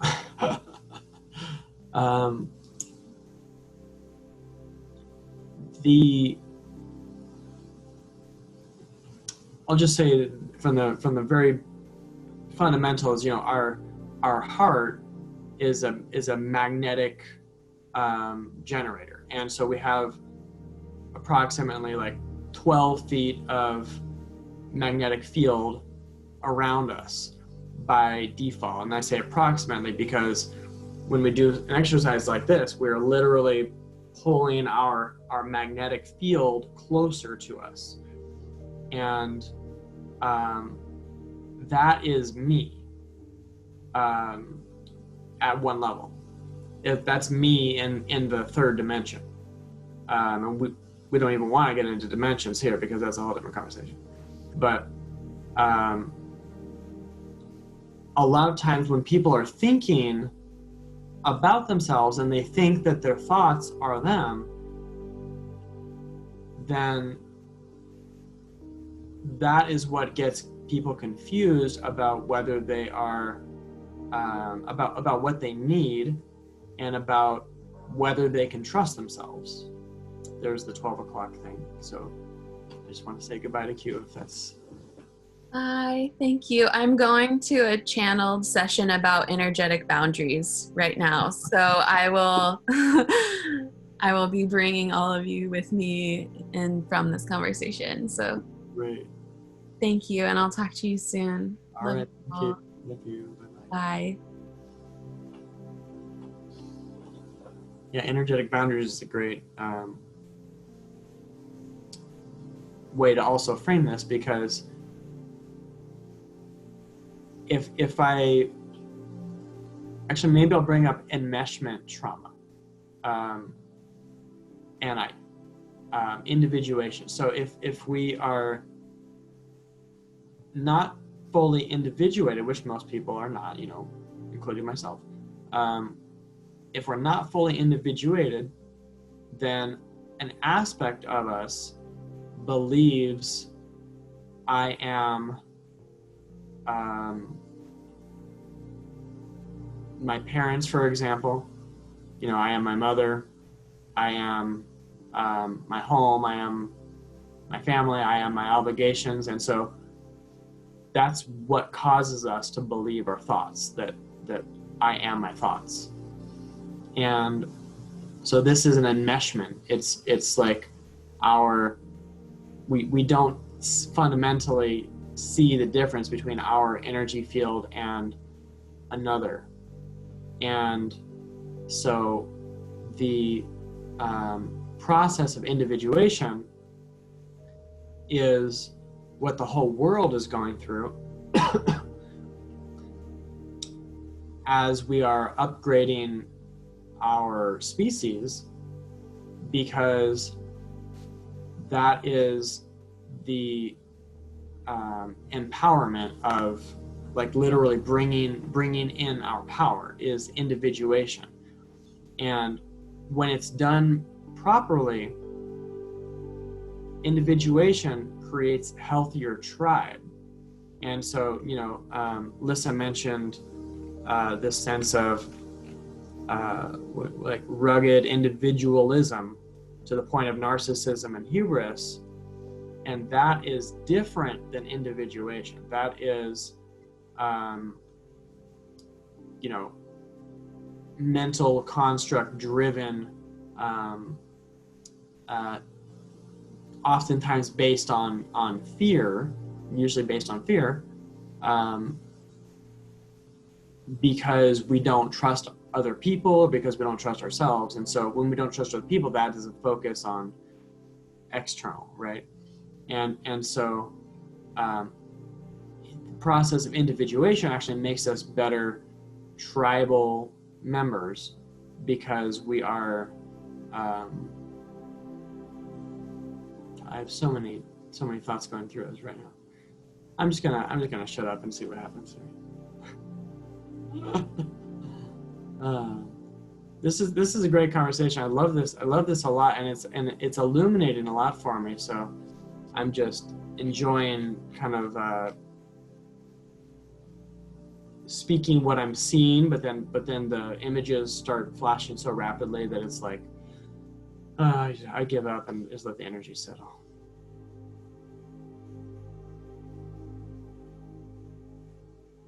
The image that's coming to me right now are like ants. You know how like ants work really, really well together, and they could carry stuff that's, you know, 1,000 times their weight if they do it together. And a part of me is now thinking, like, I guess even as an ant, you have to be a really healthy ant individually before you can be a good ant for the whole tribe and carry whatever you need to carry. Yeah, and then what you mentioned about narcissism, like we've talked about this before, where like I really, really think I grew up with a narcissist, and I think there's always been a fear of mine of, I don't want to have power because I'm afraid that if I go down the line of power, the end of that would be narcissism, and I don't want to turn into the same person that I had to deal with as a kid. But what you said earlier, that like these two things are actually different, like power and narcissism are not even on the same line, it seems like. I think you said like narcissism really comes from a place of not trusting yourself as well as other people. So if they're not on the same line, then I am safe to gain more of my power back. And when you said that, I actually felt sort of like a rush, because I've never thought of that before. Yeah, absolutely. That is the, if I could just have that be my whole tagline for everything we're doing, that is it. Because narcissism is the ultimate enmeshment trauma, and being able to individuate completely and become powerful completely is resolving the needs that the narcissist is inherently addicted to. I know I made that more complicated than necessary, but so they are on spectrum. So it's like, it's related to it, but the narcissist accesses power, and it's real power, but it's coming from a very distorted motive, right? So I think what you're talking about, the different lines, is like the motive that we're coming from in developing this kind of power is completely different, and you could call that sort of like this is you could call it a tantric motive, which is surrendering into power as opposed to grasping for it with the mind, where the narcissist will grasp for it with the mind. But the tantric power is the letting the power dissolve the mind. So it's like completely different direction. Related to that, I really love, what's really helpful for me is the concept of power with versus power over. Yeah. So if someone's coming from an authentically power-filled, powerful place, they're going to have power with others. They're actually going to empower those that are around them. But if somebody is coming from a powerless place, then they have more of a tendency of that grasping kind of power over, like domination type of thing. And it's like a scarcity model versus an abundance model. Yeah, exactly. Also power with ourselves, like power with all the parts of ourselves that we are trusting, collaborating with all of our systems to be a powerful whole being.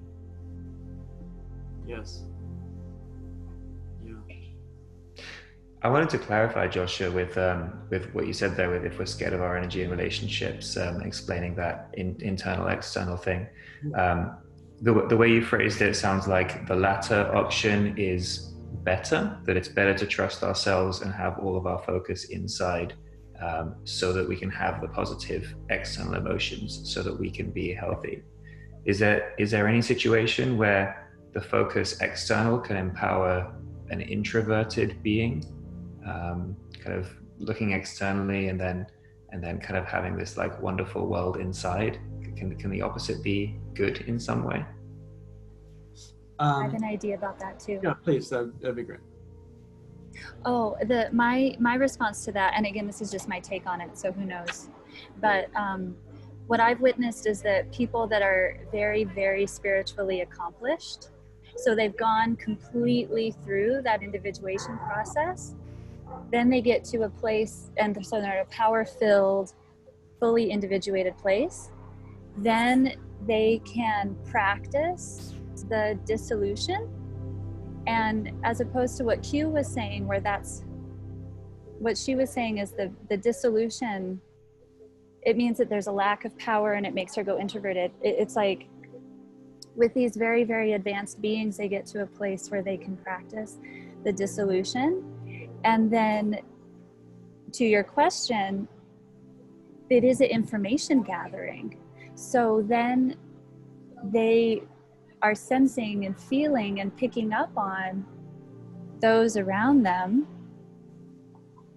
which could be in the immediate area, or it could be not even in physical geography. And then that gives them more information, and it also contributes to their spiritual development and growth, and makes them more able to be of better service to others.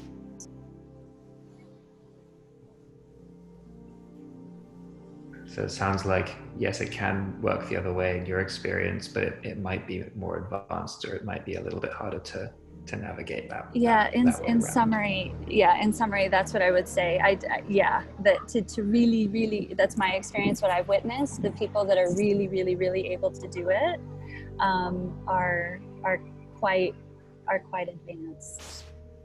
Mm-hmm. I have a similar answer. Yeah.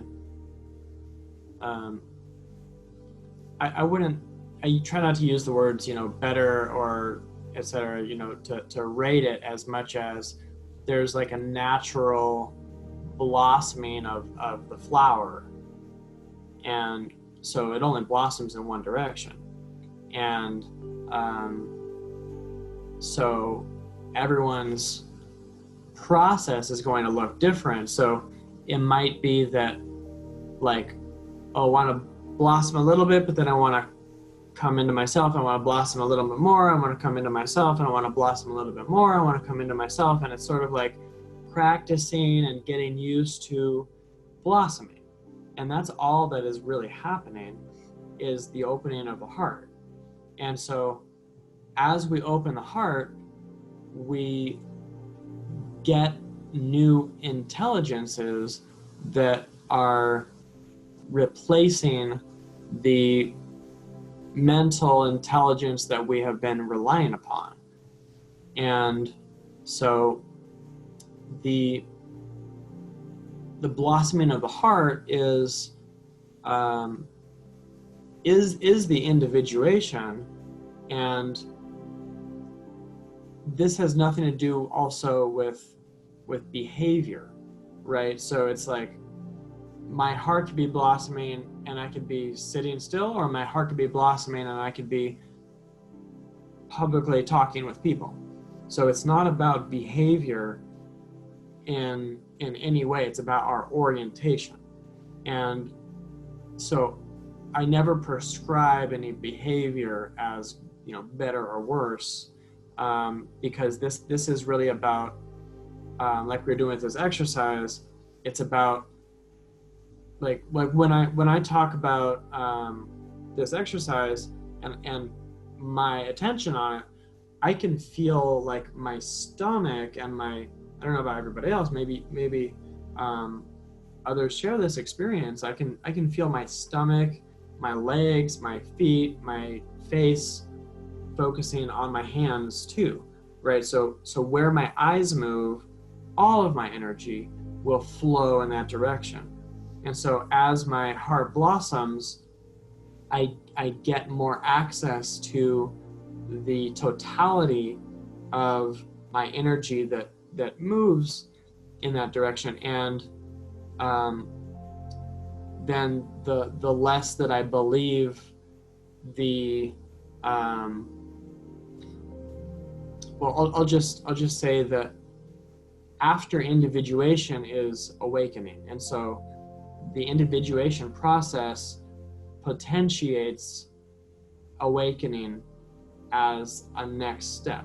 And so it's not linear like that necessarily, because many aspects of us can individuate and then awaken, whereas some aspects can still be not individuated yet.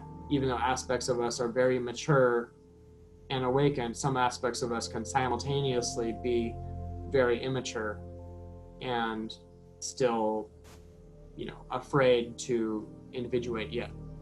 So there's many, we have all these different organs and we have all these different dimensions of our being. And so it's not all, like if you were to draw a map of you, it would be speckled with all these different stages. So it's not like you are at one stage. And so, we have a sort of objectification mindset, and especially in Western culture, of like rating ourselves. And we really can't be rated because, as Katie knows very well, part of me is very immature and part of me is very advanced. And so there's like that spectrum has all these different stages of development. And so whichever aspect of myself currently contains my energy, my attention, my chi, that is the aspect that is going to, my behavior is going to resemble that aspect. But if I move my attention into a different aspect of myself, my behavior is going to resemble a very different aspect. So I can come off as a 3-year-old narcissist, or I can come off as a wise old monk. And it can be vastly different depending on which organ my attention is currently residing in. Does that kind of answer your question? Yeah, for sure. And the last bit reminds me of the personas conversations we've had before. If you're coming up with different people with different energies, and that's different personas coming forwards. Exactly. I've started thinking of it like Pokemon cards. Got my Yeah. 7 Pokemon cards. I'm going to play this one now. Yeah, exactly. That is perfect. Yeah.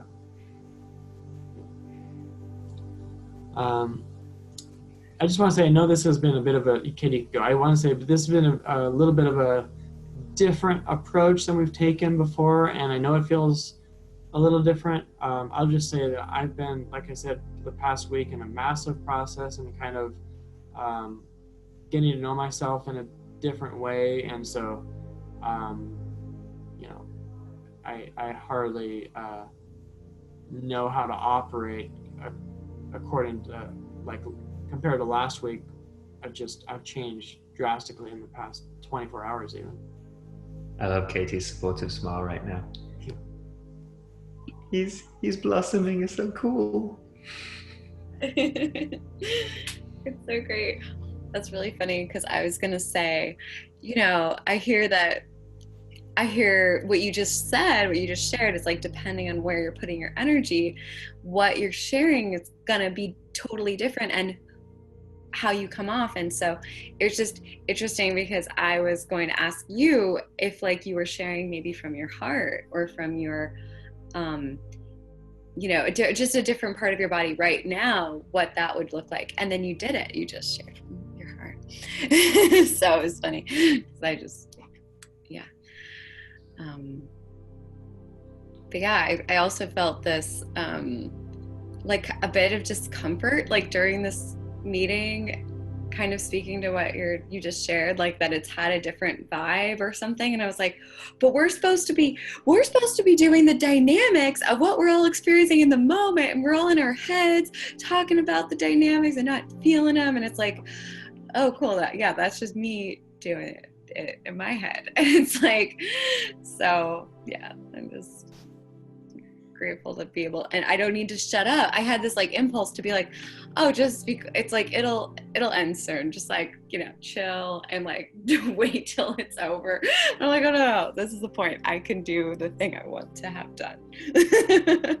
So yeah, really grateful for this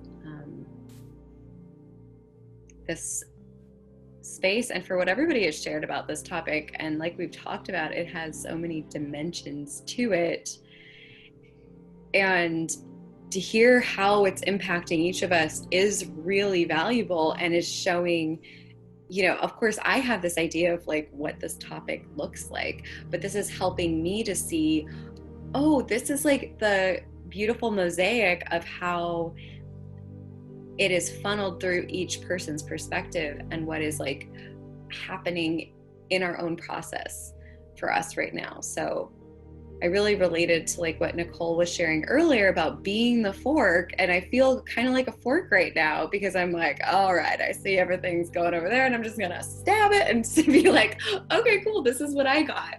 And I really like that analogy, actually. Like, I know you weren't talking about being this kind of a fork, but I am talking about being this kind of a fork, because it's at any moment we can choose to like shift our perception a little bit and be like, okay, whoa, wait, what is my reaction to that? Oh, you're irritated. Cool, interesting. Oh, this is, whatever. I just stabbing it like a fork and being like, look what I found. This is what I've been eating.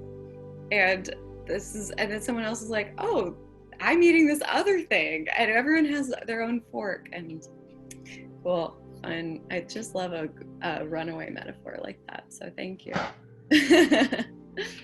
So as you were talking, I felt my heart start to race when I like had a thought, and I was like, oh, this is a thing that matters for me. Ah, wait, there's something going on for me over here.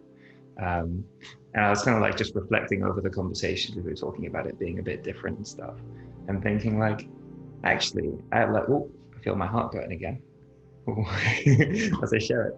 I actually feel like kind of I've been a little bit like meta or kind of abstract on this topic, and I'm realizing just now, like aha moment, that that all of this like really ties together into being like a different understanding of like my experience in like the past like 5 to 10 years kind of thing. There's a lot of things that I'd say like 4+ years ago, I've been very much like confident in myself, not even aware of all the stuff that we're talking about back then, but just like really comfortable in myself and happy to connect with people and let that kind of flow. And then really noticed, like realizing today, right now, that like I slowly moved into my head over the course of like 2-3 years. And that was like very much, I think, part of like career, business, tech, capitalism, that kind of thing, like becoming all of my life. And so I kind of like saw myself moving up to my head. And I do actually think that I started trying to have power over the environment around me as I kind of moved up to my head. And about 2 weeks ago, someone, I just had like a deep psychological conversation with a person who said, "Oh, you're still not really, I guess, like you haven't really resolved your breakup from an ex like 2 years ago. We broke up.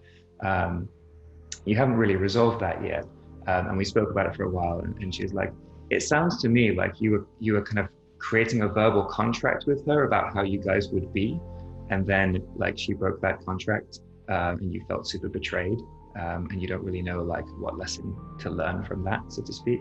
And I feel like today has like really shown me another way of understanding it, which is like I moved up to my head. I tried to have power over by like kind of like intellectualizing how we're going to be, so to speak. And that didn't feel that comfortable for her. And so like it didn't go very well. And that ended up hurting me. And I need to like really learn like why things that have gone wrong in my life have gone wrong in order to be able to move on from them. So, and I think I'm only able to receive this stuff and be at Truth Dojo because I think I'm like moving from my head back down to other parts of my body over the last year as well. So yeah, I just realized that like the kind of total sum of all of this conversation has given me a new way of seeing the last 5 to 10 years.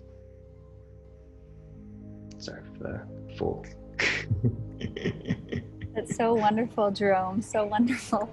And I just want to echo a little piece of that is one of the things I find so valuable about our meetings in Truth Dojo, and something that's very, very pleasurable for me, is that during our meetings, I'm going from my mind to my heart, to my mind, to my heart, to my mind, to my heart. And like, there's this really beautiful play that's like, it's like a workout. It's actually working out my energetic system and like stretching it and strengthening it. And it's beautiful that we're all able to do that together. And related to that, an idea or a piece of feedback moving forward is that I would love my body to be involved more. So I know that I'm so appreciative of the opening meditations and the closing meditations, because those are often very body focused. And there's moments here and there during our work together and during the conversations where we'll have check-ins and, you know, make sounds or whatever.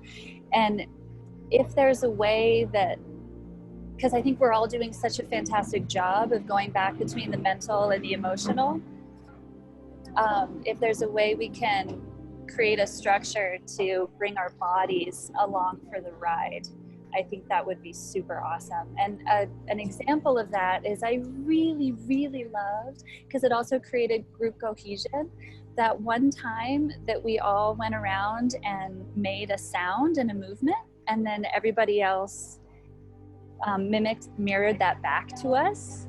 Like, I thought that was such a cool exercise. And the check-in we did today, again, promoting the group cohesion and getting everybody on the same page. Like, the meditation does a really good job of that, but then like individually showing up, and then some kind of practice that we all check in with each other, and then jump in with the group. I would love to see a more consistent structure like that.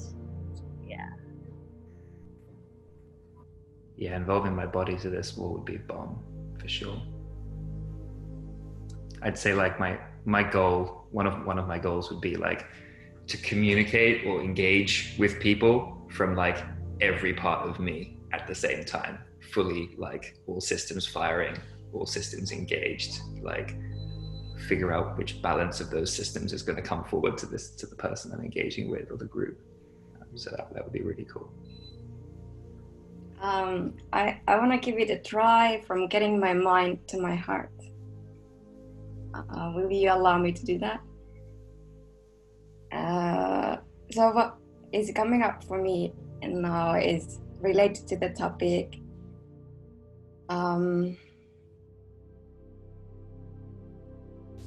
The topic of abundance of love, and how can I? Okay, let me.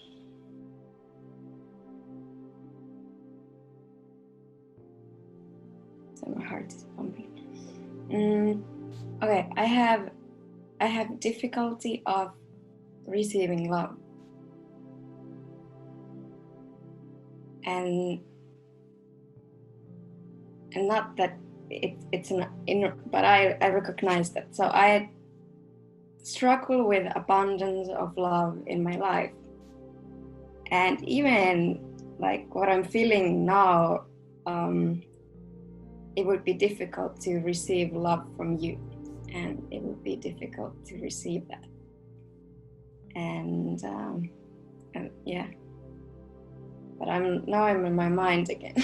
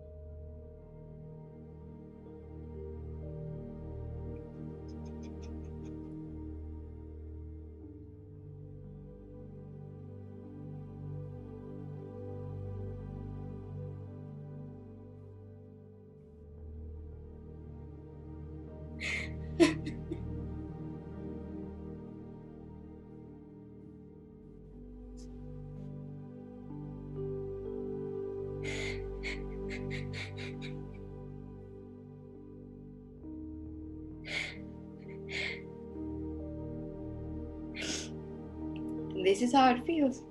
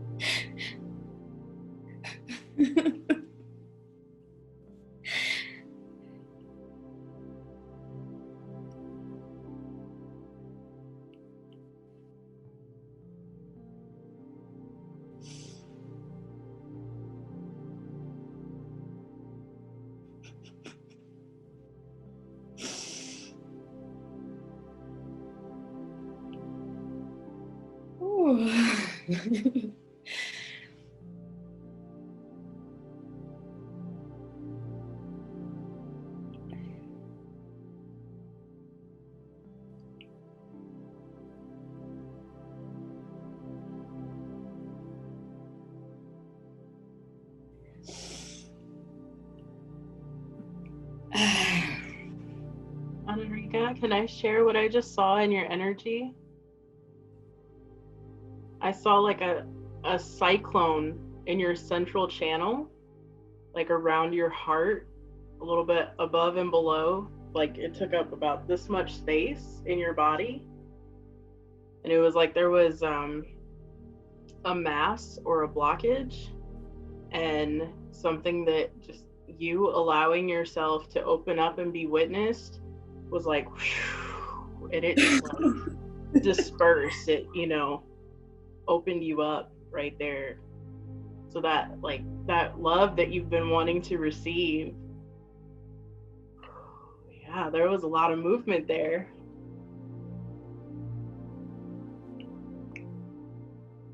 Thank you so much. Okay.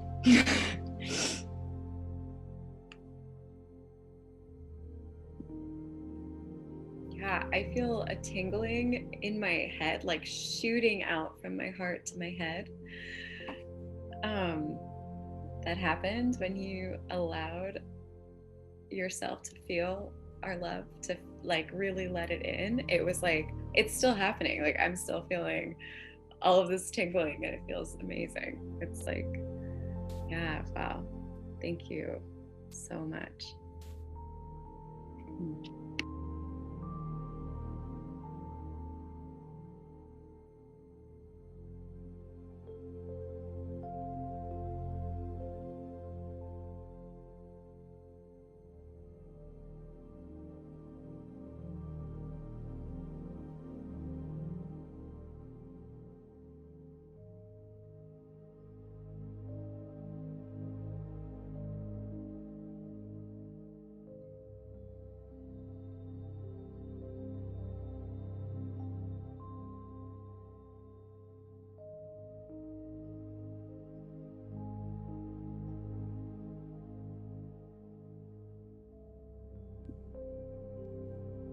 Could I share some thoughts? I had some thoughts this morning, and the resonance is coming back in this moment of just sitting in this stillness with you guys.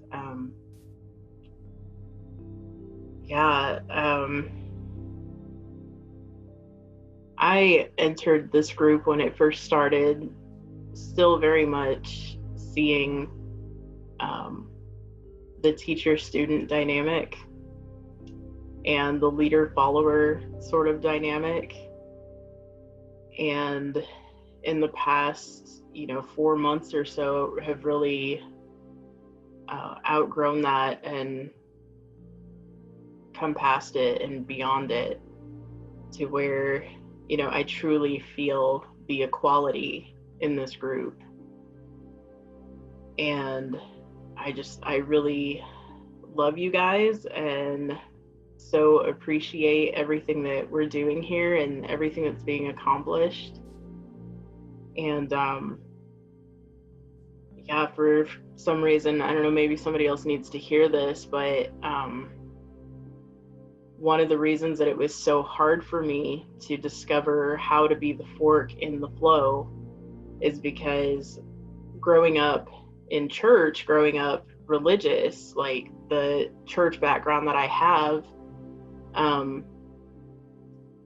if the Holy Spirit is moving in the church, you don't disrupt the flow. Like you don't change the current, because it's like, that's just a no-no. Like you let the flow go where it's going, and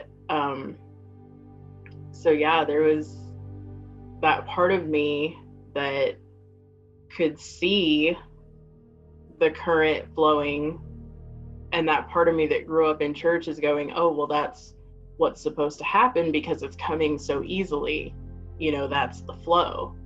And then, like I said, where this other part has been coming up, where it's like, no, because that's human nature. It's always gonna take the path of least resistance and like flow from one thought to the next thought to the next thought, and you can let that happen forever, or you can be the fork and change the direction, but like, that background of growing up in church and having that religious experience of you do not disrupt the flow, like that was what stopped me from doing it sooner. So yeah, I have immense gratitude for being an equal among my peers here in this group. Thank you for making me feel so safe and so loved, and thank you for sharing your experience with me, whatever that experience is, and allowing me to share mine. Because that's what this is all about. Just, this wonderful tapestry woven from whatever each of us has to bring. And thank you for helping me learn how to change the flow.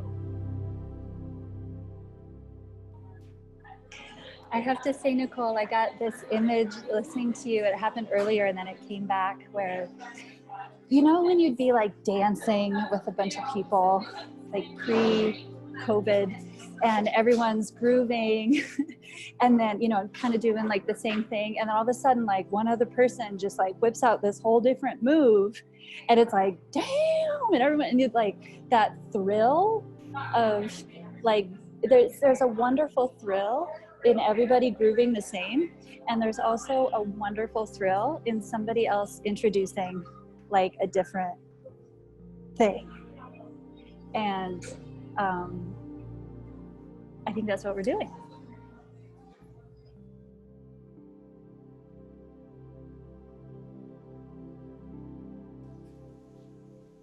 This is good. Love that image so much of and I love that brings in the body too, of like, oh, we're grooving, and then there's going to be a lot of fun movement opportunities that I think will be cool having them recorded too. I'm just excited for everything.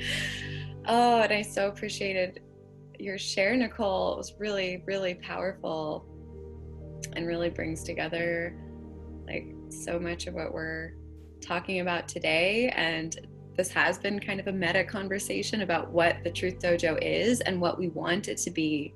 And so it really means a lot to hear that reflection and continue moving in that direction where the flow is encouraging interruptions of the flow, because they're not interruptions, they're like expansions of it. And fun, flowing the flow through the funnel that you are is so fun. And it's I really feel inspired. And I wanted to also highlight the simplicity and like beauty of what just happened with Anarika. Like all you did was just want to share your heart with us, and you just said, this is what it looks like. And like, that's it, right? That's all it is. And it's courageous and so simple too. It feels like, how do you do that? It's like, oh my God, wait, I can just show you what it feels like to be me. Like, what a beautiful reminder of how really simple connection can be. And it's also fun to get into the mind of how it works and how we, all of this happens and stuff. But really at the end of the day, it's like just saying, hey, this is what it's like inside of me right now. So thank you so much for that gift and that having the courage to do that. This is what it feels like inside of me right now. That's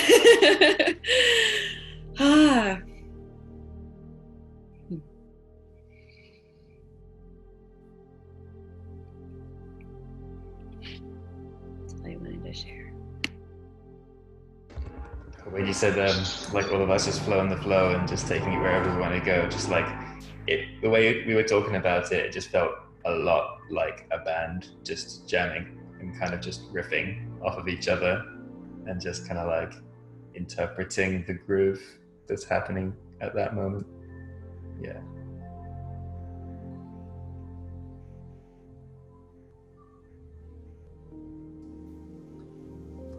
I have a lot moving inside of me this session too, and that's also where, a lot of what I say, like I'm learning it as I'm saying it, and especially in the past week, and so it's like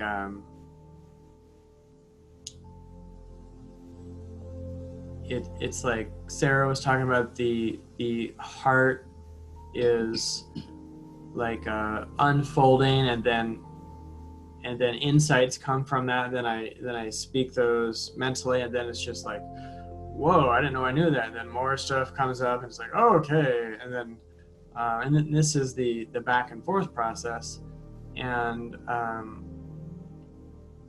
so it's been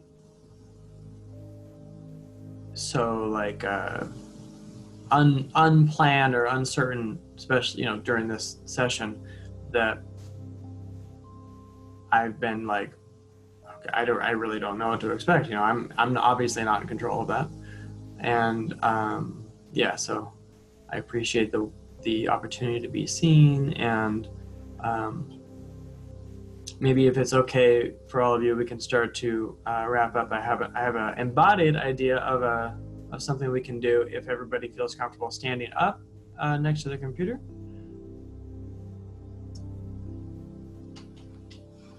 I'm in a public place, so I may or may not go full balls to the wall, but we'll see. Okay, so I'll show you. You could do the same thing with your arms, but you could stay sitting if you want. I guess I'll move my screen up. So I'm gonna suggest that we stand in a star position. So your legs are wide and your arms are wide. So it's basically like that. And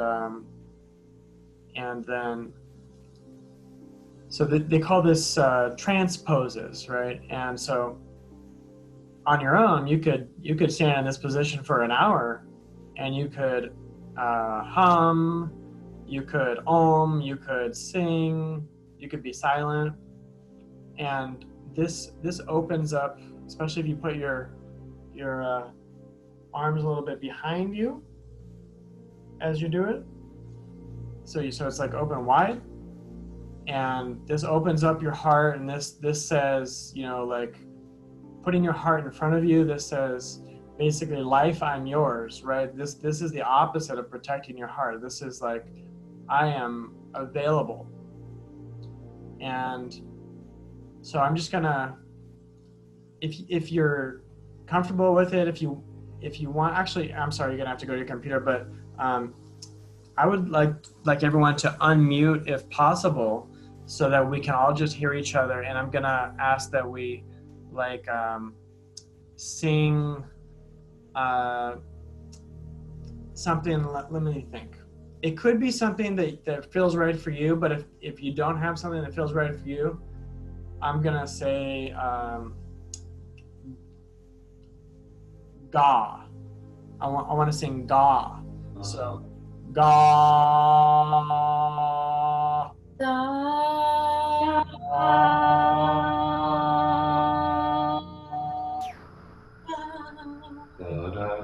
And as you're doing that, try putting your focus 2 feet behind your back.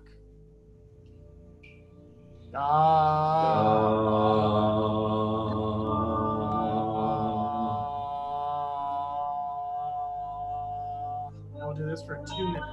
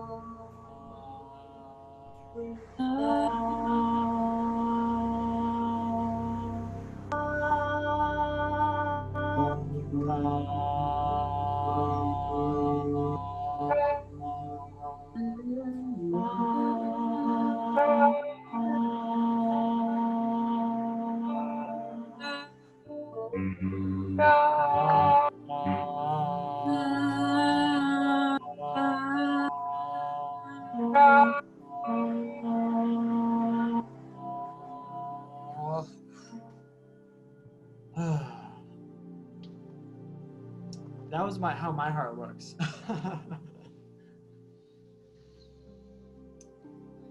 Thank you. How was that? If anybody wants to share, and this will be that was basically our final meditation. So we could wrap up, and if you want to share something about how that was for you. So Ga, I heard it as GAH. Yeah. Yeah, that's exactly what I say when I see something really cute and really adorable. Oh, Ga. cool. So that had a particular like Ga. It was just so sweet. Awesome. I love it. I like that it. Oh, sorry. Go ahead. No, go ahead. I like that it brought me out of my comfort zone because, like, I've talked before about how being on camera is kind of hard for me, and I'm really particular about angles. And I'm like, oh, that's an unflattering angle. I don't give a fuck. I was gonna say for me, it was like a joyful connectedness. Mm-hmm. Great. Yeah. And I love that some of you are still standing too. That's like, keep it moving. Go ahead, Jerome. I like the part about putting the attention behind you. So then when I was making the noise, it kind of felt like very much like Power of Now kind of thing. Like I was me in the moment, like right this second, and anything that has happened in the past is like this wake of a boat behind me, and I'm just like kind of moving forwards. And it's like just the pureness of being the me right now, not the me a split second ago kind of thing. So it's really cool to like embody a really pure version of me right now. Exactly. Yeah. And we tend to store our pain behind our heart, and so putting our focus back there actually like moves it out of our voice that way. So that's cool. Yeah. It reminds me of.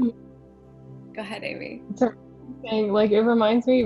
I've been doing a lot of driving because I'm driving through Canada right now, and it's a massive country. So I'm on the road for like 4 or 6 hours at a time, and I've noticed that if I just like take that opportunity because I'm alone and just scream and just make whatever sound I want and like as loud as I want, I feel so good afterwards. Like my throat ended up like being really sore for a while, but it reminds me of the similar thing of just whatever is there because you're alone, I guess, in the car, you could just express it. And I've never done it with other people, but it also feels really good with other people.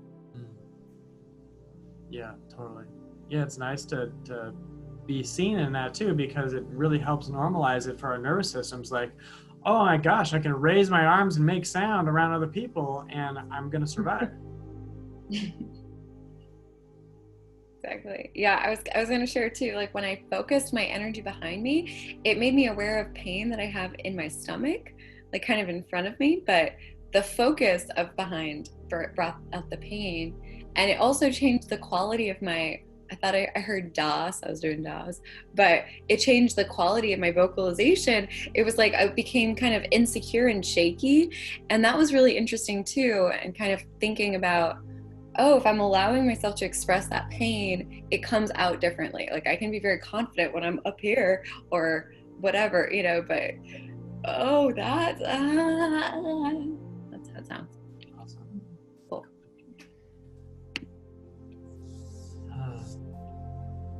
Yeah, this is basically our wrap up. So any final notes or any final mentions?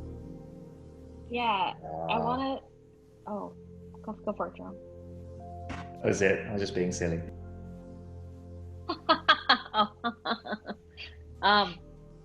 Yeah, Katie, I want to go back to the very beginning when you asked us to think about the intentions that we wanted to set for this group.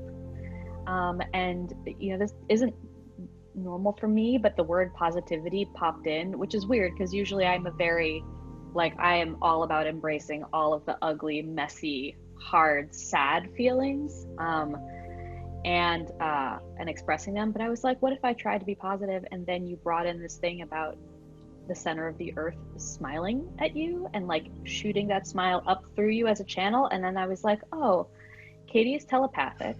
But then somebody else in the group, you know, had another, it was Jerome saying about like the, you know, the grounding exercise of like dropping the rope.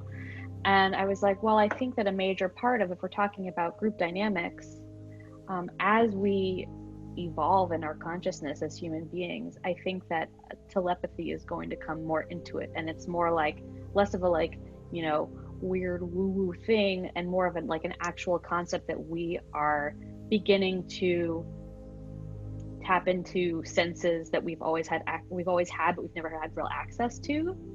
And so I think that's a part of like talking about the dynamics of this group, which was the point of this day today, right? About like really feeling each other in lots of ways. Yes, exactly. Beautiful.